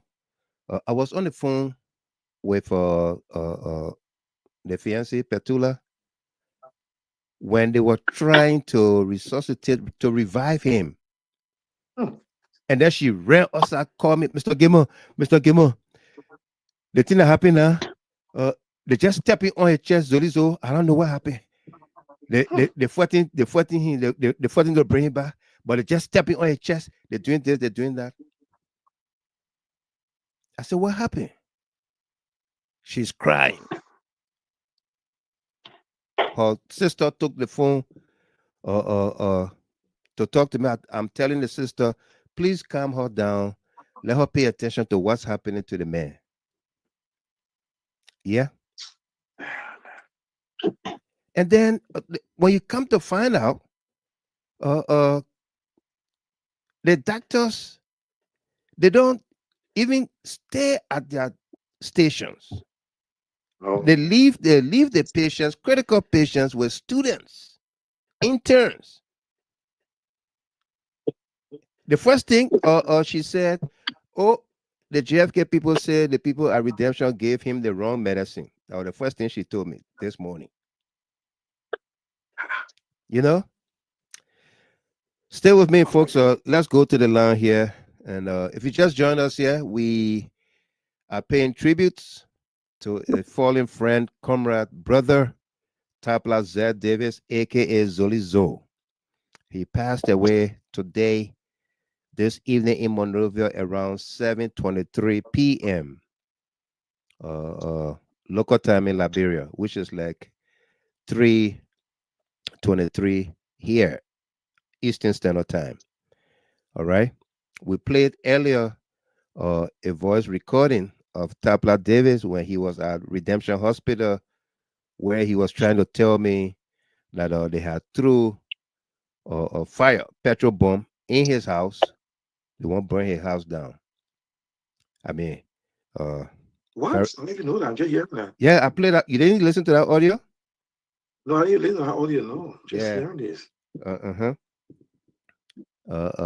I got it on my WhatsApp. So, and you on the WhatsApp, so I can play it right now. Maybe after I will play again. But let's go to the line here. Let's welcome Miss Campbell, Josephine Campbell, and then we'll go to Musa Brown and Jay News Bingba. Hello, Mr. Gamer. Yeah. The news touched me. How are you, bro? Why, Liberia? We get our own country, we should stay away. But it's so deaf. For some reason today, I was just feeling weak in bed. But when I got it, I just got out of my room since day. I've been crying. Yeah. So we should stay here and just work. We shouldn't go to our own country and be happy and be free. It's so sad. Very sad. Our hearts are broken into pieces today again. I know President Weah is crying. The devil also this today. I am so rest in peace, oh brother. Thank you very much. It was not true, but now I believe it. Yeah, it's true. I must say, who was talking with a lady back and forth I didn't want to believe it. I kept asking her, go inside and see what happening. But that's what happened. Musa Brown. Hey, Mr. Gilman, how you doing again? It's a silent thing, but Mr. Gilman, let me say this. So everybody that is on the phone, if you are a front runner to campaign for the CDC, coming back to power 2023, please, if you go in our country, you get sick, don't go to GSK, Redemption, or any other the hospital besides the military hospital. I'm telling you, if you were a front runner, you were somebody that they know, even when you're somebody that always calling on the radio frequently, when you go to Liberia, they'll hear you, the nurses personally at JFK, Redemptions, or whatever hospital it is, they are United Party partisan. When they call out your name, it's a given. Yeah. They take onto you. They take onto you. They have left the nursing professions. The medical doctors, most of them have left their medical doctor profession. They have partisan themselves. They are indoctrinating themselves. And Mr. Gilman, Sis Mariah says something, Mr. Gilman. Look, our country is in the hand of the devil. Even though we're talking about Zorizo death, Zorizo is gone. We made our contribution. We all are sorry. It breaks our heart. But I tell you, Mr. Gilman, our country is in the hands of the devil. Yeah. The first man danced with the devil. The second man living with the devil. Wow. They don't care. It's a given. A man of human being that are dying out of reiterated killing right now. It's a given in the mountain. If you just gonna do all the statistics from the time the guys took over up to present, you will find out more than 200, almost 300 human beings have died mysteriously. Mysteriously, yeah. Wow. We all need to pray hard for our country. Mm-hmm. We all need to encourage Zorizo, our fiancé. She got to just stay hard. She got to stay calm. But I tell you what, Mr. Gilman, the thing happened to my brother. My brother was almost going to get stroke. Even right now, he's not speaking like he's speaking. I can't even hear him too well. He was rushed to Redemption. They said no bed. Mm-hmm. He went to another hospital, no bed. No bed. They took him to Benson Hospital. I got to send $100, $200 from here. Thank God for the company called TARPLAH. Yeah. Immediately, so that he could get money, he could get admitted. That's the only way he got admitted. Wow. At Benson Hospital. That's how bad and dangerous our country is. Wow. That's where our country is going. So I will say to anybody, and my oldest brother was one of those, you don't have his feeling when it comes to his CDC business. When you somebody of CDC, I'm telling you, Mr. Gilman, don't go to JFK when you hear hurting you. You go there, they will bring you body bags. Because there are nurses playing in the hospital to get rid of that. How if you hear Joseph Bucker say, we can take these children from behind we are. The idea is that not because of idea, it's not because of what he's going to do. If you are somebody who got influence, as soon as you get say you go to the hospital, they get you off. Wow. That's how they want to dismantle. So they try every means, spiritually and physically, to make sure that they dismantle, they break down CDC. That's what they're doing. Yeah. Well, especially with Jeremiah Kuhn. I'm not having his name. Right. That's his plan. I beg you, my people, when you fly from here, go Liberia, yeah, we can be scared of our family people. But when you get sick, even your friends, they tell you, oh, my man, now they're politics. Don't take it for a joke. No. If you know the man or our United Party man, he's seriously United Party man, instead defending, he must know up to present misagreement. These people still paying the children, give buying them scratch card to big cousin jobs. We are on the internet. Mm-hmm. Even though they in power. Yeah. with the FBI Director General saying that on Facebook, so costly. Yeah. The man who's supposed to be managing EFBC. We gotta be smart. If we leave good, we need good for our country. We gotta be smart and play the smart game. Absolutely. To deal with the fool, you gotta agree with them. No doubt. Thank you very much. Thank you, Musa Brown. We'll take Jail News Springback, then we'll go back to the WhatsApp line. If you just joined us here, News Springback, wait for me. Barian Walker narrated a story here.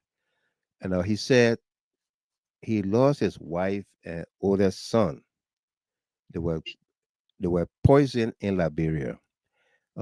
He said he himself was also poisoned. The three of them ate the food, and because he came home that morning drunk, so he didn't eat much of the food. But the poison was prepared by the wife's sister, and she confessed to the poisoning. Said because she didn't like him, Barian Walker, and the poison wasn't intended for him. It was intended for the sister and the son. It was intended for he, Barian Walker. Family against family. You know, family against family. Thank God for my one auntie who want to go to Montreal that she the one can cook all my food. Thank God for her. Auntie Efwa. Thank God for you, yeah? Helena Flomo. She said those wicked people took him down. Sad. Helena Flomo said, I am very shocked to hear that ZOELY was still working at LPRC in this government. No, he should have had a second thought, man. I know. But I mean, Fearless Hyena said there is a hospital in Liberia called Rainbow Hospital near Matadi. It's the only hospital I trust with my life. Wow. Rainbow Hospital. Thanks for the recommendation. Let's go to Jail News Springback from Detroit. Jail Hey, News. Mike, how you doing? I'm Long good. time. Yeah, I know. Long time, my man. How you doing? Hey, man, today's a sad day for us, It's a man. sad day. It's a sad Very day. sad day.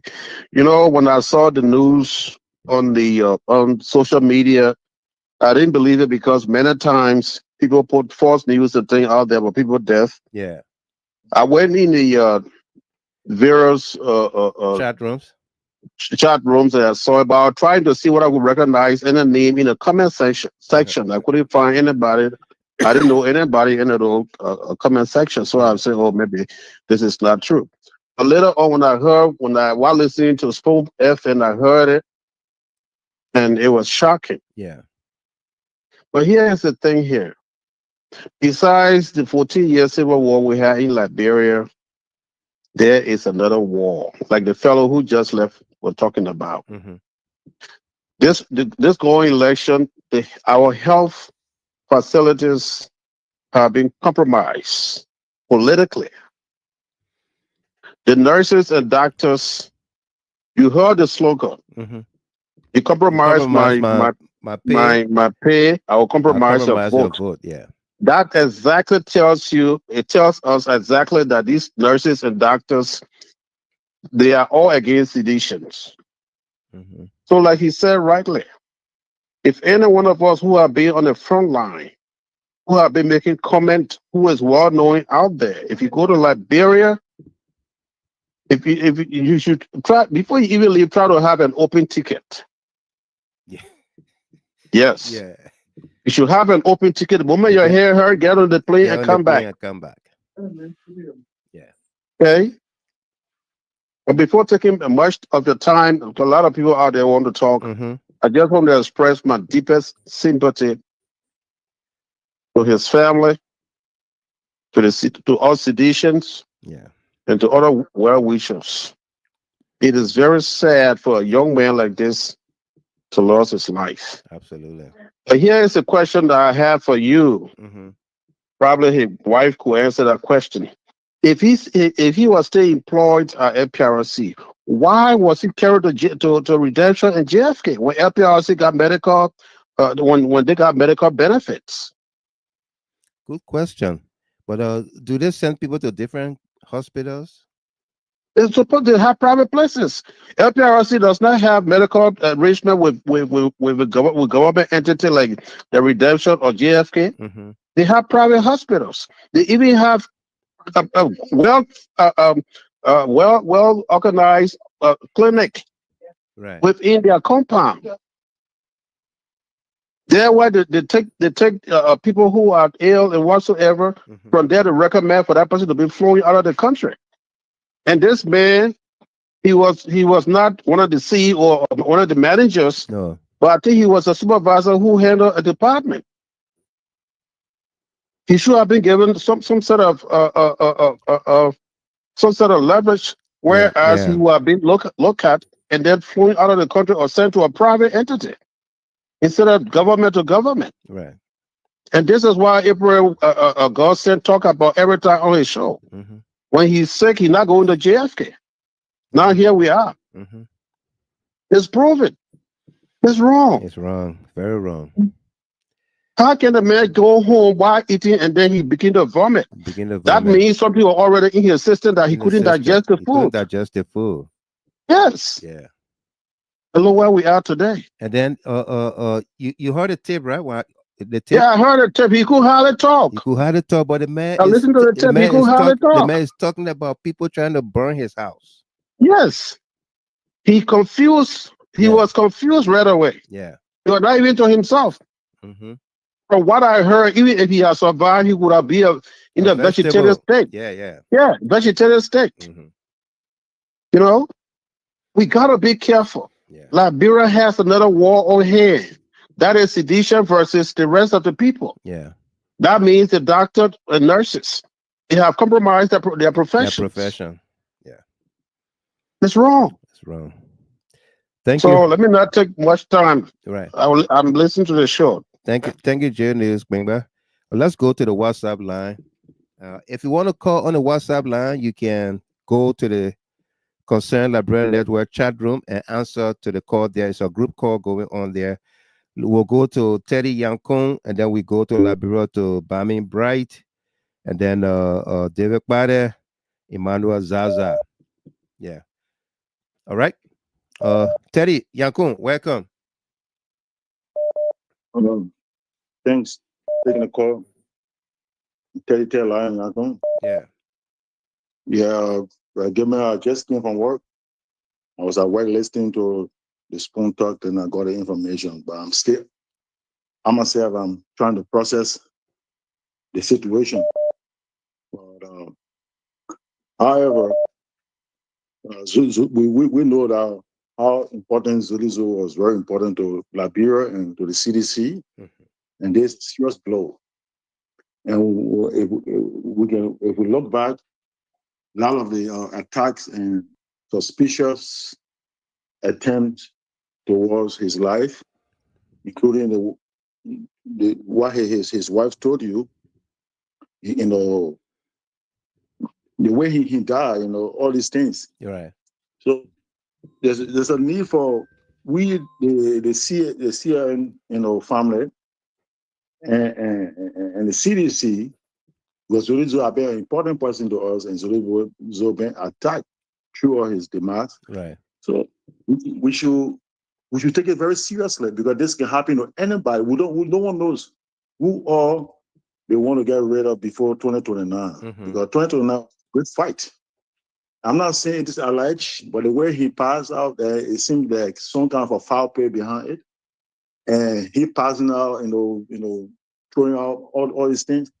So there's a need that if we will give any support to ZOELY situation, I urge the CDC should not just take this, you know, lightly. We should contribute financially together in the diaspora and the CDC as whole, the political part. Let's put money together and make sure ZOELY get a very comprehensive autopsy report. Because we cannot just go bury ZOELY just like that. We understand. We should look at all the foul play. Right. We shouldn't just bury him like that.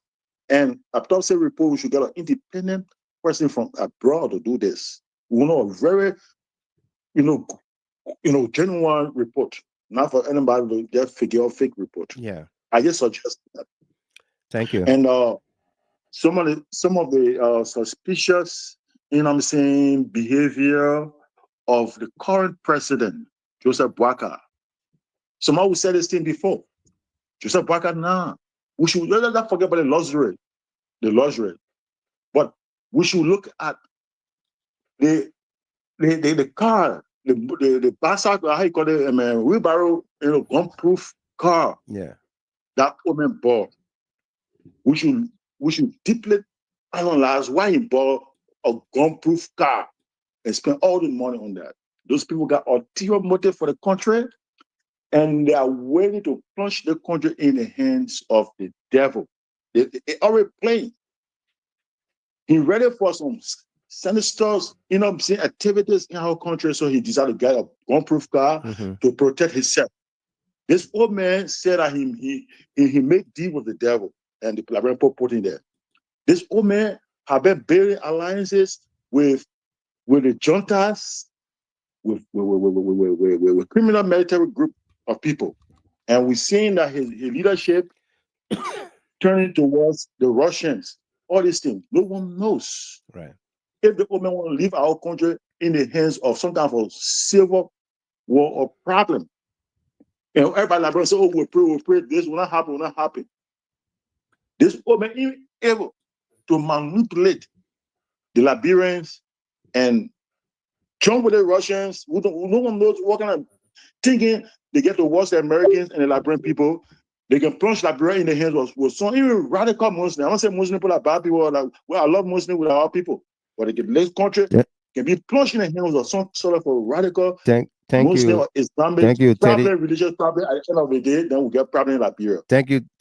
I want to say that. Today Ramadan, we don't want no Muslim religious talk. Thank you, We're not Teddy. against Muslim, Yeah, thank but you. the Muslims Let it be right there. Let radical hold it right there. Today Ramadan.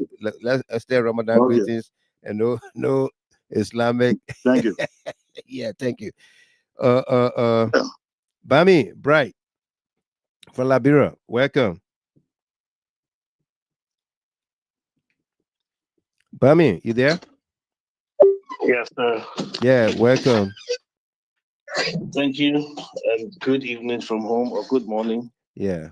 I just want to say my condolences to the family of ZOELY. Yeah. And it's so hard. It's so surprising, but I just want to say that anytime you guys are coming home, you all should be very careful. Because Liberia is not what it seems to be. You remember what was coming? You remember what I was telling you? I know. Okay. I know. Right. So when you come home, you'll be careful. Yeah. Everybody should be very careful. Very careful, yeah. And then I think that come 2029, this is so around this time now, people should start like former ministers or those who have aspirations to be ministers should start putting pen to paper and start putting things right. Before we get there, we'll start fumbling the same way. Yeah. Because the whole system is things have not even falling apart. The thing is now evaporating, now condensed, and now sublime everything. We have no system anymore. When you come home, you'll be careful. That's all I have to say. Thank you very much, Thank you, Bami. Thank you. Bye there, David. Yeah, Mr. Gilman, good evening. Good How evening. are you? I'm good. How you doing? Yeah, number yeah, little while. Absolutely. Yeah, I just came on this WhatsApp line. I just saw the connection. I said, let me join, and I don't hear from my people in a while. And hearing this news, Mr. Gilman, right now, I'm so sad, and I don't even know how to express it. I'm at work right now, so I'm just going to be brief and just extend my deepest condolence to ZOELY, family, and CDC at large. Yeah. This is so sad. I just had my heart is breaking to be very frank, Mr. Gilman. I just heard these jazz, and I'm not on Facebook right now. This week, almost a year. I'm not on Facebook yet. I've been taking a little break. Right. I just came on. I just saw the WhatsApp line. I saw it called. I said, no, let me join and listen in. Yeah, but this is very sad for our country. This is very sad. As the brother said first, we have to take the things very serious, right, Mr. Gilman. The people they are up for different things for that country. Myself, that bulletproof car business. When I heard it, I said, "What is the reason for that bulletproof car?" Because you can't tell me that old man almost going will buy two, not even one. For what reason? Up to now, I can't get over it. One for him, one Your for cry, you say, "Bravo." yeah, your cry is like bro post suffering. The post suffering. You can rescue. They can be buying 2 bulletproof car. And for different motive. Because the interior motive behind that bulletproof car. Like bro, we have to open our eyes and we have to educate our people. We have to open our eyes. We just pray for that country and that woman intention, that devil in destiny way. He one with dance with the devil, and no other like bro gonna deal with that devil. Right. Yeah, that's all I'm gonna say again. I'm in, I'm listening. Thank So you. so sad, man. Deepest Thank, condolence to Zoe's whole family again. no doubt. Thank you very much. Emmanuel, Zaza. Zaza, you there? Emmanuel. Emmanuel Zaza. I'm trying to change my position. It feel a little bit noisy. Oh, okay, okay. Welcome. How you doing?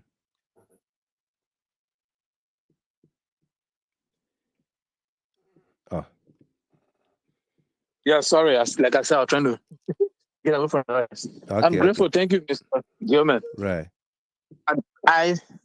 I met y'all talking, but I don't know actually what y'all talking about. But I know I heard you talking about something about hospital. I don't know if you can just brief me a little bit, please. So you've been on the line forever. You're not understanding that Zolizo died, and that's what we're talking about. No, I met you talking about hospital and this about. I mean, I don't even know what you're talking about. Sorry, I don't know. Wow.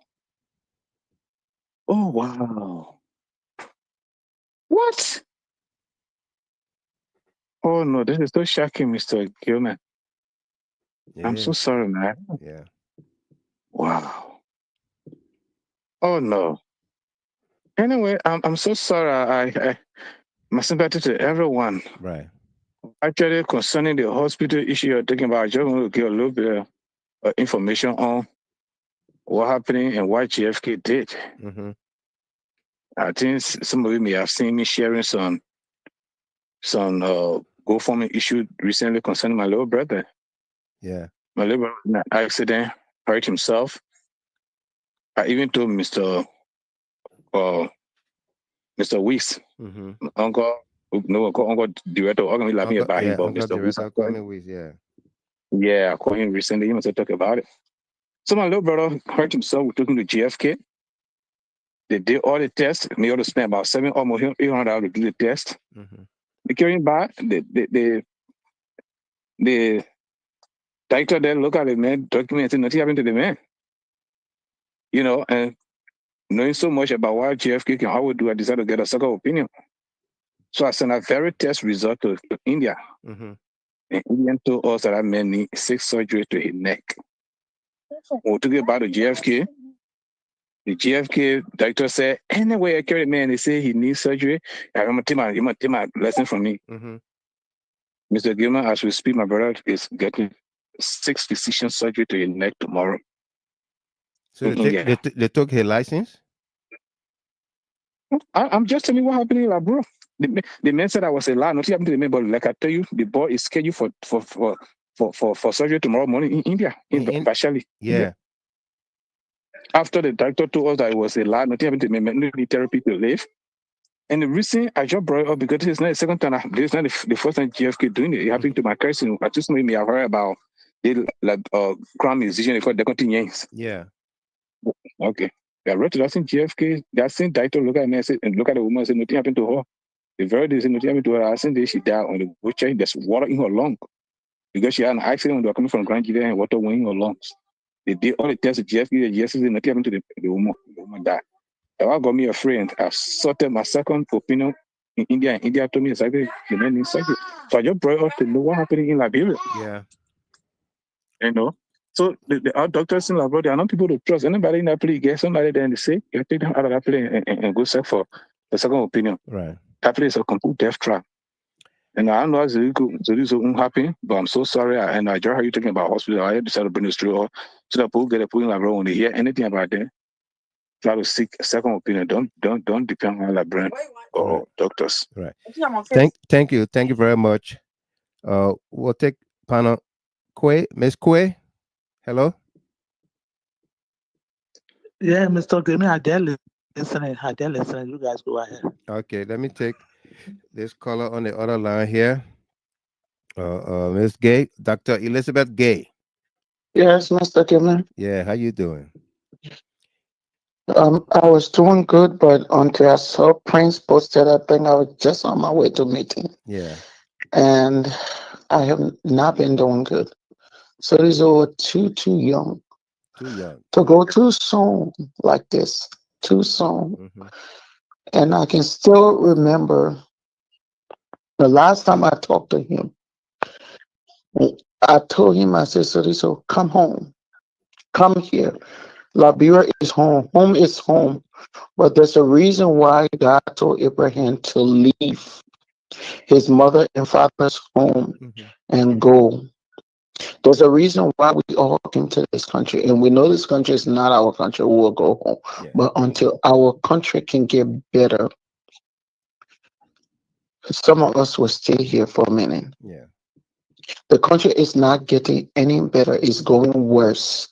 And the group of people that we have in power, they're all our own people. Some of us related to some of them, and we know the aims. The aims are not a good aims. The aims are to stay. So for that reason, they're not thinking democracy. No. And the mindset of our people, if I had a harsh talk with you, then you carry grudge for me. And we'll be passing around one another, never even know that this person got grudge in their heart for you. So these are even the Redemption Hospital. I remember one child, one baby, they had a GoFundMe for the baby from Redemption. The nurse went and wrapped a glove around the baby's foot to get the vein because the baby was born ill. Their glove stayed around that baby foot. The baby turned purple. Until the glove ate into the baby foot, the soul, they had to amputate their baby foot. Yes.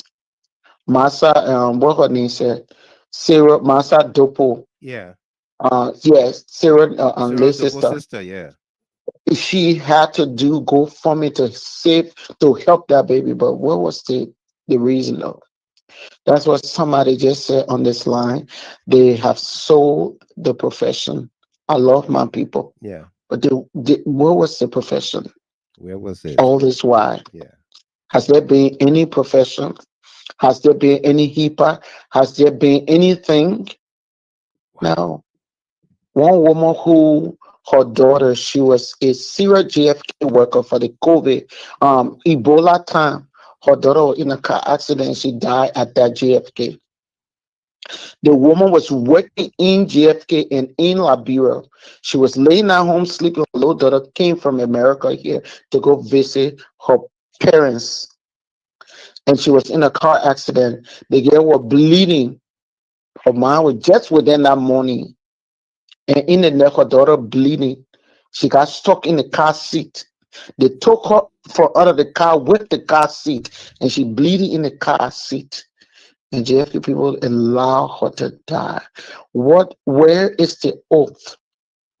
And especially somebody that died from stroke and sick from stroke.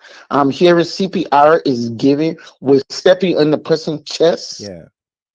JFK does not have the those thing that thank you.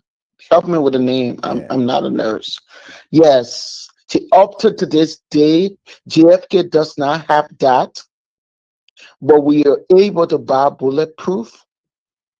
Somebody traveling from America and you telling them at the airport, I saw your name on the manifesto. Your name was there. So how safe are we? How safe are we? And then our president coming on the pulpit telling people that you better come on, you don't let Donald Trump deport you. Home is home. Where is home? I know. Home is where the heart is. Home is Home where is where you are saved. Yeah, where you are Home saved. is where you are saved. But home is where? Oh, yeah. People look at a young fresh boy. That boy, I didn't know him from nowhere, but he was friends with too many people I knew. Friends with even my husband now. Their boy left from Minnesota, went to Liberia, very healthy. And the next thing you know, he was gone. He was gone. He was gone. Why would I go back to my own country? And the only time God saw to take my life. My sympathy to you, Mr. Gilman, to the whole CDC party. I've been scared before. I've been like, oh, that what people say. Why couldn't you go home? Why you didn't want to go work? Why you couldn't do this? I want to live. I suffered too much in Liberia, and I want to survive. I love the country, I love the people, but I'm sorry. Thank you and thank everybody, and to you all who have been talk show hosts. You hold on yet. Yeah. You hold on for just a little while. You hold on. You may be here, you may talk, you may not be scared, but you'll be careful. Like the caller said, if you ever went back to Liberia and you heard, you just felt headache or the symptom, please call your family back home, leave Liberia like emergency the next day. If you buy the plane ticket for emergency to be on the next plane ticket, please be on that plane to come home, to come back to America, Europe, or wherever you're living. My sympathy to Zurizo family. His late sister, his woman, my sympathy. I just reached out to her brother here in Charlotte, North Carolina, oldest brother. Yeah. My sympathy to all of CDC. Sorizo fought for CDC. Sorizo went to Liberia and he got treated the way he was treated. Was it fair? No, it wasn't. No. But all that thing, that stress, it never left him. No. Sorizo, some of his childhood friend, one of them stood in my apartment here one day and said, and we were on the phone, he stole, he this, he that. So I was like, what the you forgive my damn word. Yeah. You forgive me, and I don't give a fuck. That was French. That was French. We understood it. I said that. And our person shoot you, I say you can be the fuck, you can be who you think you're, my man, my husband, my wife. I would leave you today. You don't even know who the fuck you messing with. And that was the end. That was the end, the history to that one. You should never be my friend. You don't talk about anybody I call my brother or my friend. We don't have to come from the same mind. No. Even including that food would never be the same again. No. I will cuss her ass, but I would still be there no matter what. Yeah. Sorry, Mr. Gilman. Let me not hold you, man. You're good. Thank you. Thank you very much. All right. I have my sympathies. Yeah. If all of us, we are all hurt. We are all hurt. Okay, we'll take we'll take one more caller here on the direct line, and then we'll go off the WhatsApp. I will play the voice recording for Zolizo. And there are a couple of people been trying, they are not in the CLN chat room, they've been trying on the WhatsApp. I will call them, and then they will be the last, and then we'll go to our panelists to sum it up for us here tonight. Okay, it's been a very sad time here. Danny Wellington, I will call you right back. Okay, I will call you right back on the WhatsApp. But let me take this caller here. 443-7512. Hello. Yeah, Mr. Gilman, how you doing? I'm this good. is Daniel Wood, calling from Maryland. Oh, Danny. Daniel Ward from Maryland. Oh, Daniel Ward. Yeah, Ward. You were calling me on the WhatsApp earlier, but the WhatsApp call, I initiated a call in the group chat. That's why I couldn't pick up. Oh, okay. Yeah, but welcome. How you doing? I'm fine. I mean, this is a sad day for. It's a sad day for the nation. Yeah. For young people.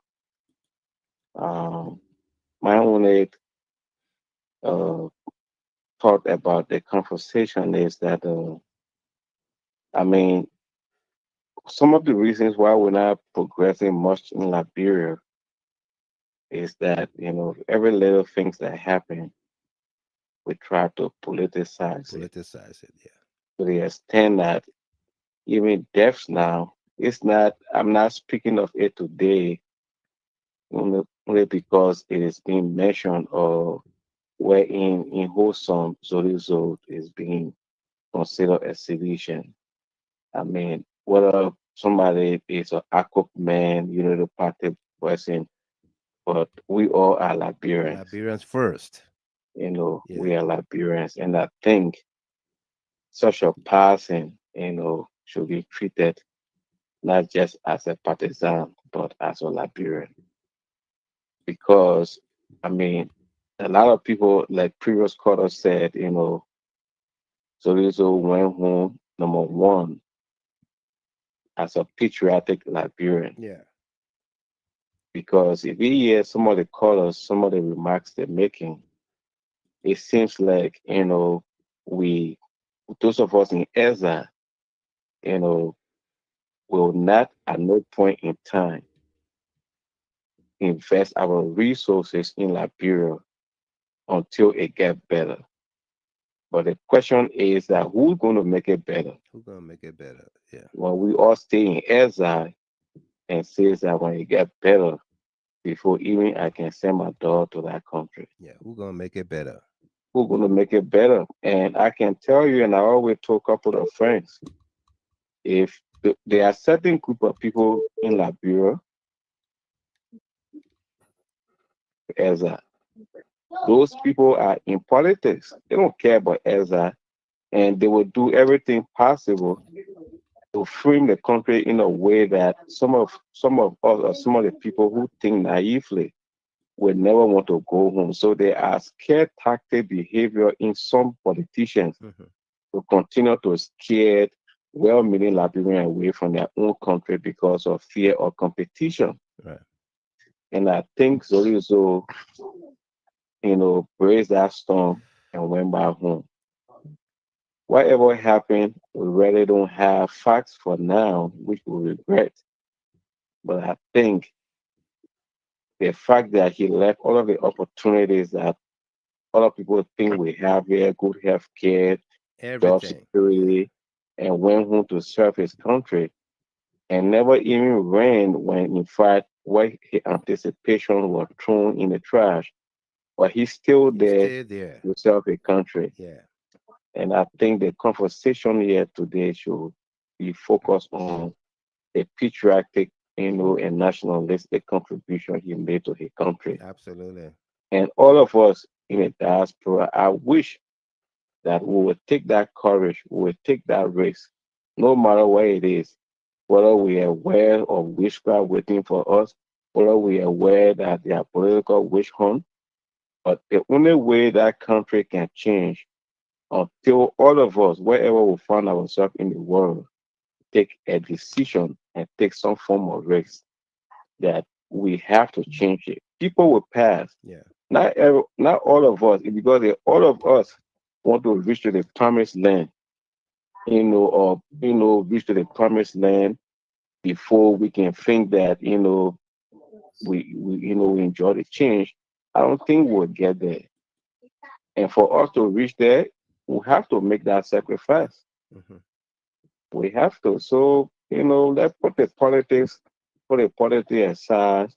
We don't know what has happened, whether there's a foul play. And we are aware, like somebody requested autopsy be performed. Yeah, they will if there are suspicions, of course. I mean, yeah. But until then, the magnitude of politicizing, I think it should be kind of reduced until we have probable cause to say, oh, there's a suspicion. Look, in our country, not just Zorizo, but even many of us, Mr. Clement, when you are in Liberia, you think about how many years it took for you to go see dentists. Yeah. Think about how many years it took to even in a whole year. Not many Liberians, not just the poor, but even Liberian people that got money to even walk to the hospital to seek medical advice. No. We don't do it. It's not our culture of healthcare.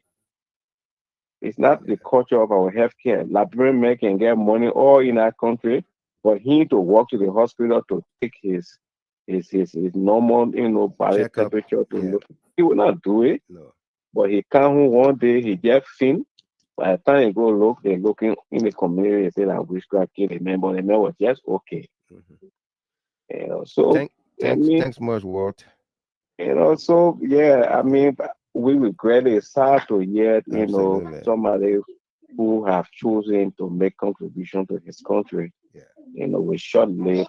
I don't know whether he feel accomplished, but to the best of my knowledge, I think he accomplished something that is motivating that we all Liberians can emanate from to put our country first wherever we find ourselves.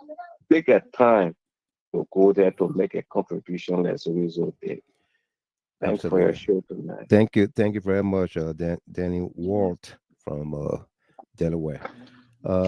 We'll take Joel Saros McGee from Minnesota, and then McGee, welcome. Thank you, Mr. Gilman, and I'd like to say thanks for dedicating this time to my fallen hero in Zoli Zo, the brother, and it was kind of shocking today when I put onto Facebook to see that the dragon is no more. Yeah. And he was a big brother who was always willing to pick up a call from me. I didn't know him personally for a long time, but just through the power of social media, we got connected based on what we do. And knowing the person I am, he talked to me as a little brother. And I respected Zolizo a lot. Absolutely. A man who laid down his life after serving in the US. He did not die in Iraq. Go first. And then he went to Liberia to serve his country. But based on political bickering and all of that, he was denied, what he was appointed to serve. He did not just drop it and return, like many other people would do. Mm-hmm. He took up a role, still fitting that he has something to give to Liberia, and he was there at the LPRC. There are lots said politically people would drag people because of where they stand, but TARPLAH stayed in Liberia and made sure that he was ready to contribute his quota to the country. Right.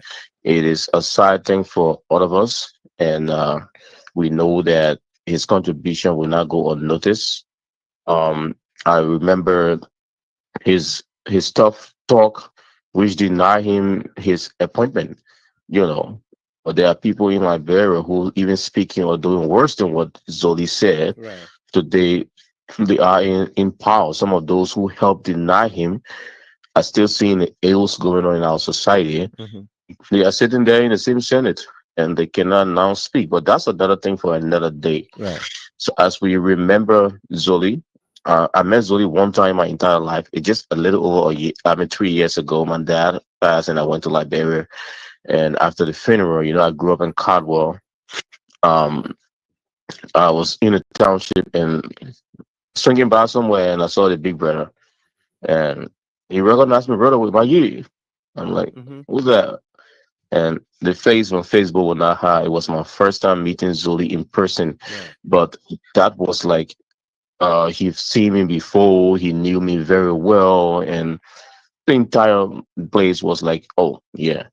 And the rest is history. What he did that day made me to know that what we do out here, Mr. Gilman, there are people that will walk into that admire us, that would do, the unthinkable because of what you and I do out here. I grew up in the media, you know that. And because of the media, I'm where I am today. God first, Ambassador we are. God bless and continuously made me to be where I am. So when we come from here, we get where we are. We see people, the regular, and Zoli made that moment count. And there were times that he would go ballistic on social media, or call him, "Be brother, is it begin? We need to deal with the people." Yeah. But he Absolutely. was open. He was not a person who will keep in him. From what I saw him do a lot, he's a soldier. He lived as a soldier. I believe he died with that soldier mentality. No matter what, we are yet to know the cause of death because I'm not close to anybody that would say, "Oh, he died because of this or he was sick or something." We did not hear about Zoli being sick. So I believe that the dragon died serving. He died with a soldier mentality, and his death reminds me of the late Christmas Silly, Christmas silly. Yeah. who stood strongly for what he stood for and died for what he stood for. So let me at this time take my hats off to him. Rest in peace, soldier. Thanks for your service, not to just Liberia, but to this great country called the United States. Thanks for your service to the people of the US. Thanks for your service. At least you had the opportunity to serve your country in your last days, and you served very well. And he rests in perfect peace. And our hearts are out to the family, his friends, his political institution, and people who believe in ZOELY. We all, mourn his loss, and we pray that his soul would rest in perfect peace. Thank you so much, Mr. Gaiman, and thank the GHT. Keep going, keep doing what you're doing, no matter what. There's somebody Beautiful. out there looking at what you're doing. Thank you so kindly. Beautiful tribute there from Sarah's Joel McGee. We're gonna play you the recording now for Zoli Zo, and I want you to listen. And after that, we will. I want to make this a moment for the general himself. All right. That's why I'm vacating the screen to make this a moment for Zolizo. Listen, I hope it will be audible. Mr. Kimo is on the line. Okay, say hello to Mr. Kimo. Say hello. Papa, say hello. Tell Mr. Kimo hello now. I did. Yeah. I did. Okay, somebody want to bring my small to in my room.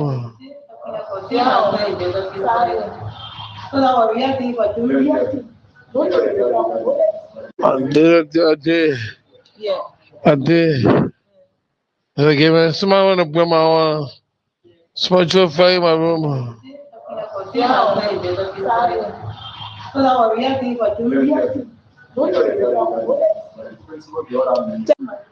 Papa, say hello. Tell Mr. Kimo hello now. I did. Yeah. I did. Okay, somebody want to bring my small to in my room.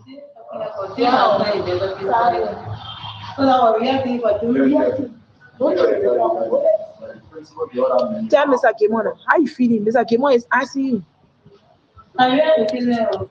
Say, tell Mr. Kimo. I'm trying.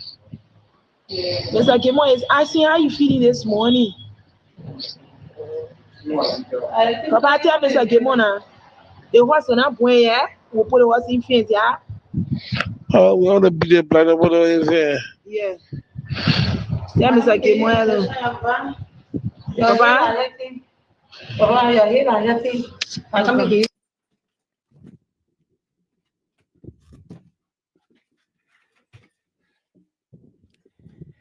Yeah, that's hard, very difficult, but Jesus Christ.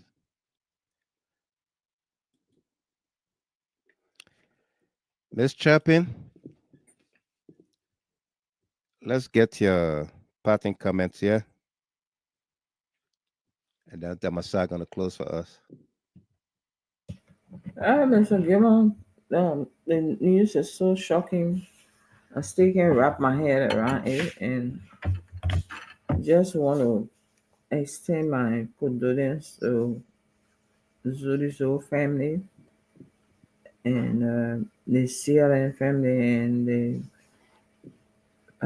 our USA diaspora, the veteran, and CDC as a whole.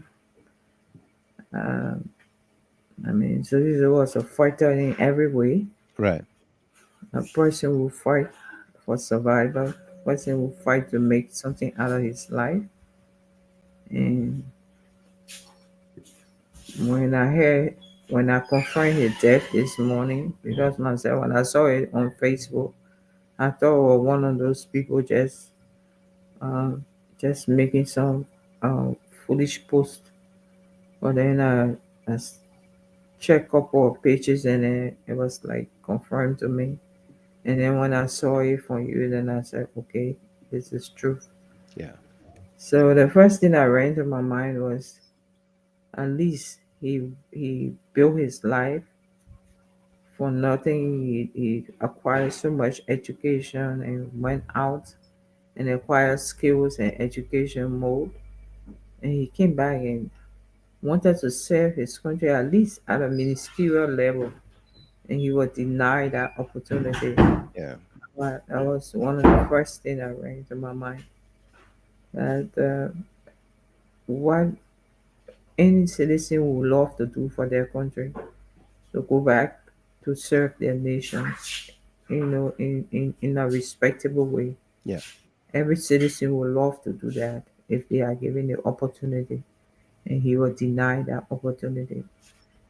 And coupled with the recent attack on his house, you know, Mm-hmm. as I said earlier, the state of insecurity Yeah. who had pushing to the brink, you know, with all those things accumulating, plus the state of insecurity who are pushing to the brink with severe stress and accumulating into cardiovascular accident. This is stroke for simple. So again, I'm so saddened. I'm still in a state of shock. I sympathize with the family, so this whole family, Yeah. and I did not know that Sodiso was unwell. You know, we all did not know it. And, there are just few person that knew. It came as a real shock to us. But we can only pray now that with the family and pray to God that as a we come from the background of faith. We can pray for mercy to God and God will accept his soul. Thank you, Mr. Gilmore, for organizing the show. That we all can come here to express our grieving hearts and our sympathies to the family. Yeah. Thank you, Mr. Thank Gilmore. thank you very much, Miss Chapin. They are from Australia. Uh, Delano Tamasa. Yeah, Mr. Gilman. Yeah. Yeah, I've been just listening to all of the condolences coming in. Yeah, it just tell all of us the life that have been lived by our dear brother. Yeah. I'm also here. I came when I got the news, and the moment I tuned in, I saw you on. I said, no, today I'll just cut down everything. I will just come on the show to pay respect to a Frank, a brother, a lender card rate, a staunch defender of the CDC Yeah. and the former president, a fearless soldier, a man that defend the CDC and the policy of the president, President Weah, without any regret. This is the man we're talking about today. Right. A man that was denied to serve his country only on the basis of hate and his affiliation with the CDC. A man that came on the table to serve his country with vast experience. A former soldier, a U.S. soldier, choir master to double as we speak, was denied to serve as a deputy minister. But he never wavered. He was never deterred, but he still found a way to serve his people. And as Sarah Joel McGee said, he continued to serve till his death. Yeah. We are here to salute him. We are here to pay our respect to him. As we move forward, is to just discuss his legacy. That's what we'll continue to do. Mm-hmm. And we'll always love to get in his footsteps because we know the role that he played. He's a cadre. And the cadre will never die. No. His ideas will continue to live. The motivation that he has and the love for country will continue to follow that footstep, will never waver, and this will not deter us to run from our country. And that's why we'll continue to salute him. A soldier will never die. He stood for the revolution, and he remains dead till his death. Mr. Gilman, thank you so much for coming right after you got this message to come on as well this Sunday. Normally, you don't come on Sunday. No. But there's the way that we want to pay our respect to salute Comrade Davis. It's a great comrade. We'll continue to follow his legacy. We'll continue to stand. We'll use this foundation as a ladder to continue to propagate the belief, the ideas of the CDC, and to support the former President Weah. That's what he stood for. We'll continue to champion that particular legacy. As I said, I will emphasize on that: a soldier never died. No. The life of Comrade David, a cadre, will continue to live. And the Congress for Democratic Change will continue to cherish this and will refer to him as a martyr. That today he will meet up with Comrade James Gray and the rest, Papi Solo, and the rest of the comrades who have died in the struggle Christmas Silly. for the defense of the city's Christmas Silly. Thank you so much. And you continue on. They will be on that side to pave the way for us. We'll salute him, Mr. Gilman. We'll say, so you never died. No. We just want to pray along with his family, the spirit, the young lady, and the rest of the family. We pray that God will continue to counsel them. We pray, as I said earlier, that the grace of God will continue to be with them as they go through the difficult time. The CLN family, as well as chair, I know we'll continue to talk about stage. Maybe we'll come up. The GHT family as well. We listen to all of you. I know our dear mother, Mama Mariah, and the rest, Comfort Mamite, and the rest of the team. We are broken, but we'll be strong. We are not despair. We are not despaired. No. Comrade Lafon. Absolutely. Let me squeeze in a one or two callers here from Australia. Obadiah Tugba. Yeah. Thank you, Mr. Gilman. Richard Yossi, you're gonna be next. Obadiah, go ahead. Let's hear you quickly. We are done. Thank you, Mr. Gilman. Thank you so much for this day. But it's a sad day, man. You know, it's a sad day. I gotta know Zodi from looking town better. My late mother was living there. Yeah. And he's a very good guy. Zodi Ben was a very good guy. He always encourage people. He always tell you, my man, nobody better than you. You always better. You know, I remember all these That's a kind big of statements he saying. used to make. Yeah. He said, nobody better than you. Always keep yourself better. You know, so I remember that, and that is so rest in peace. And I mean, it's really sad to hear that. When I saw that in the morning, I felt really, really bad. Yeah. So let's really rest in peace, man. We'll stay here, we're holding on, and we'll never forget his effort. We'll never forget his thought towards us as a human being. Right. And I want to say sorry to all my people there, to you, Mr. Gilman, every one of you.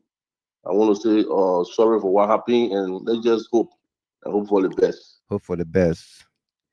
Yossi is not on, but as you all may be aware, if you just joined us here, I'm reading comments. People are still questioning what happened to ZOELY ZOE.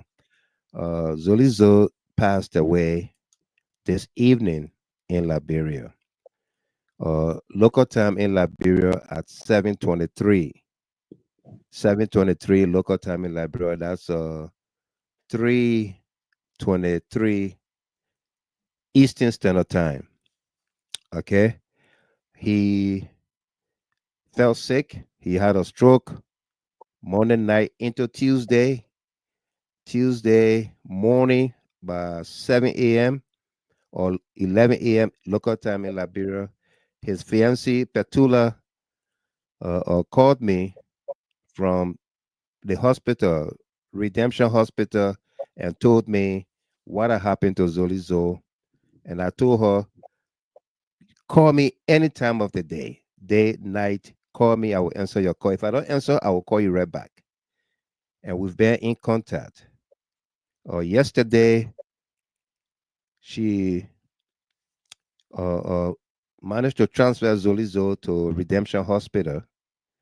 And when she took him there in the ambulance, they kept him in the car for 2 to 3 hours before they accepted him in. We had to make calls around to get Zolizo into the hospital. They took him into the triage or emergency section there, and that's where they were treating him until this evening when he passed.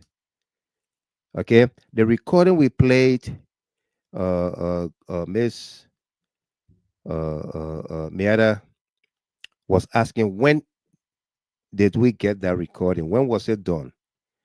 It was done on Wednesday, last week, Wednesday morning, around 4 to 5 a.m., 4:09 a.m. When they called me trying to talk to him. So I told Petula, make him to send me a voice recorder. Let him say something to me. And the only thing he could say to me was, Mr. Gamer, they tried to burn my house. They threw fire in my room. That was the recording you heard there. He fought to say those words. Okay? And then you could hear in the background somebody is saying, I think that thing went through the man off, or that one knock him off, something like that. Okay? It's a sad, sad situation, a sad story. Uh, our hearts, our thoughts and prayers go out to the family. Uh, I'm told he has a son, a young little man. I don't know whether that's the only child, but we will get more information. Okay. Uh, a lot of things happen in the interim. From the time Zolizo got sick and taken to the hospital, a lot of things happen. We can't say them all here, but we will keep in touch with the family and the CLN GHT family. We will also have our own conversation. But uh, it's difficult, very difficult situation here. We just hope for the best. The young lady Petula stays strong. She has been following. I don't know whether she still continue to watch, but uh, uh, uh, one of our colleagues, Wilton Ketter, is in Monrovia, and I put him in charge of everything for us in Monrovia. Monrovia there to help coordinate one or two things to be able to reach out to Petula on our behalf. I spoke with Keta earlier before coming on the show here this evening. All right. But it's difficult. It's hard to believe. I was just in Monrovia. Solizo and myself, we met, we interacted. Nothing of the ordinary was captured, you know. But such is life. Such is the time. Such is the condition, you know. Uh, he's gone. He's gone. And our health facilities, our health practitioners have to develop a new mindset to be servants of the people, to be professional and take their careers professionally. You know, separate the politics from the healthcare delivery. Okay? Let people begin to have confidence into our health care delivery again. Okay? So we will continue to talk about this. All right? We'll continue to talk about it until Zolizo is laid to rest. We'll speak about it every day. We'll bring you new developments. All right. Uh, we were in touch with or we've been in touch with some of our leaders.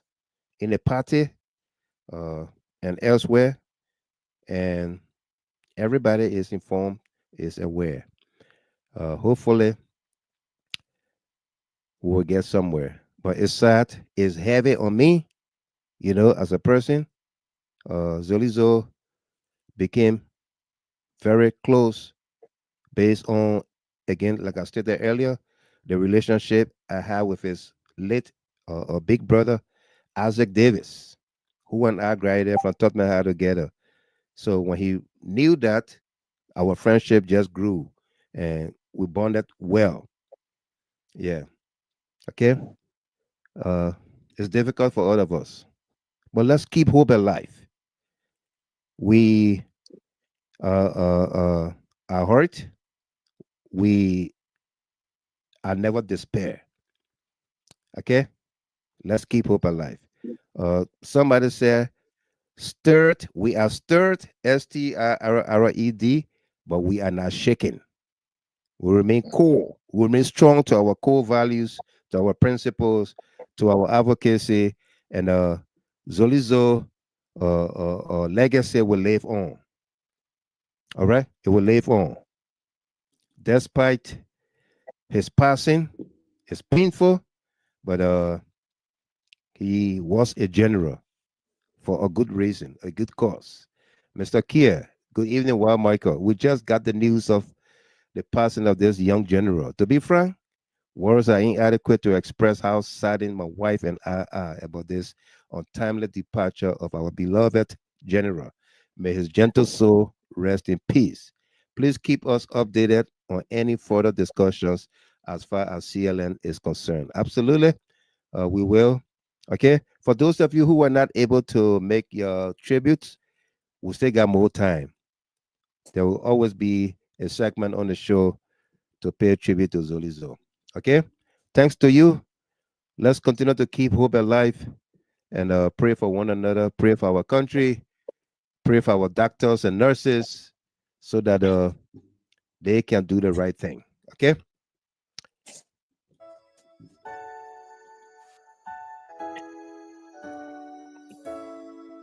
Sweet Jesus.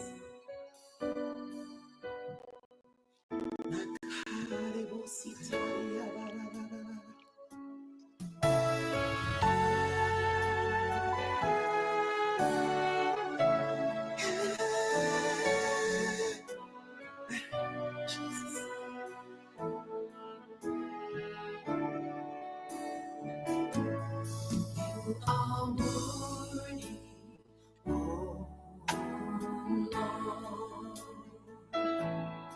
You are worthy, oh Lord. Oh Lord, my God, you are worthy in all the earth. Oh Lord, my God, you are worthy in all the earth. Oh, you are worthy. You are worthy.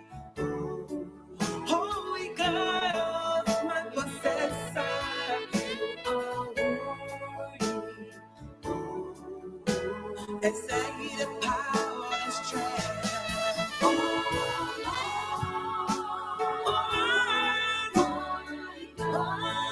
The perfect unity.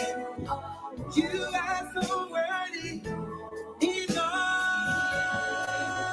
the earth.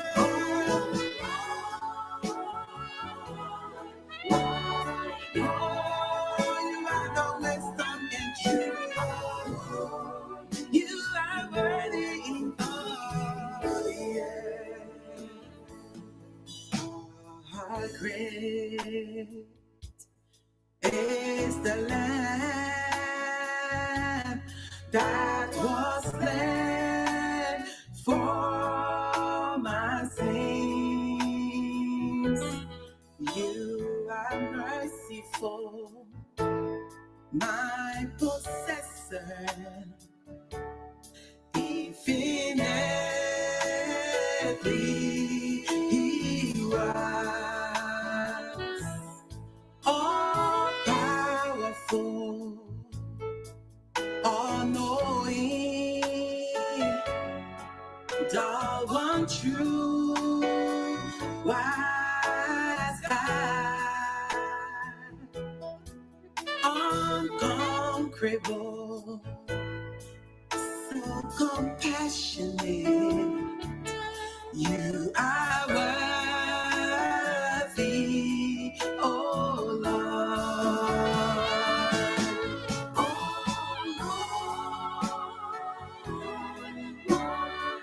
Oh my God, you are worthy. Immortal God, you are so worthy.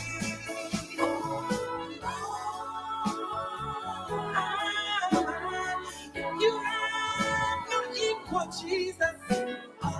You are worthy, Lord.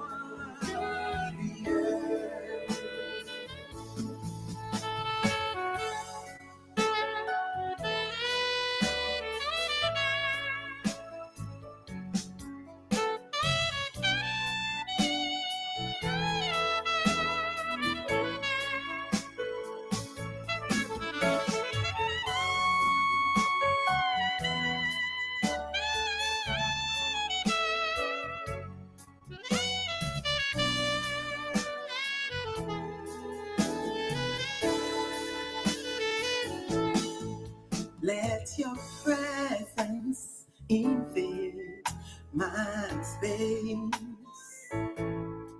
Let your holy presence invade my space.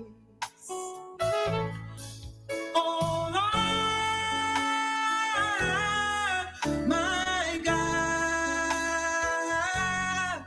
let your presence invade my space.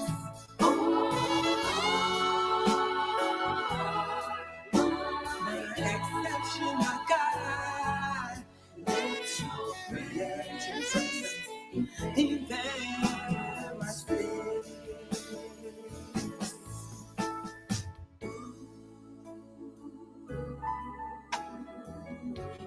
Oh, my Father in heaven, I have come to worship you, God, in the beauty of holiness. Oh God, you are limitless. Thou art worthy to be praised. Supernatural Father in heaven, so compassionate, so faultless. You never fail, you never change, you have no equal. Thou art worthy to be praised, Jesus. Thou art worthy to be praised. Thou art worthy to be praised. Thou art worthy to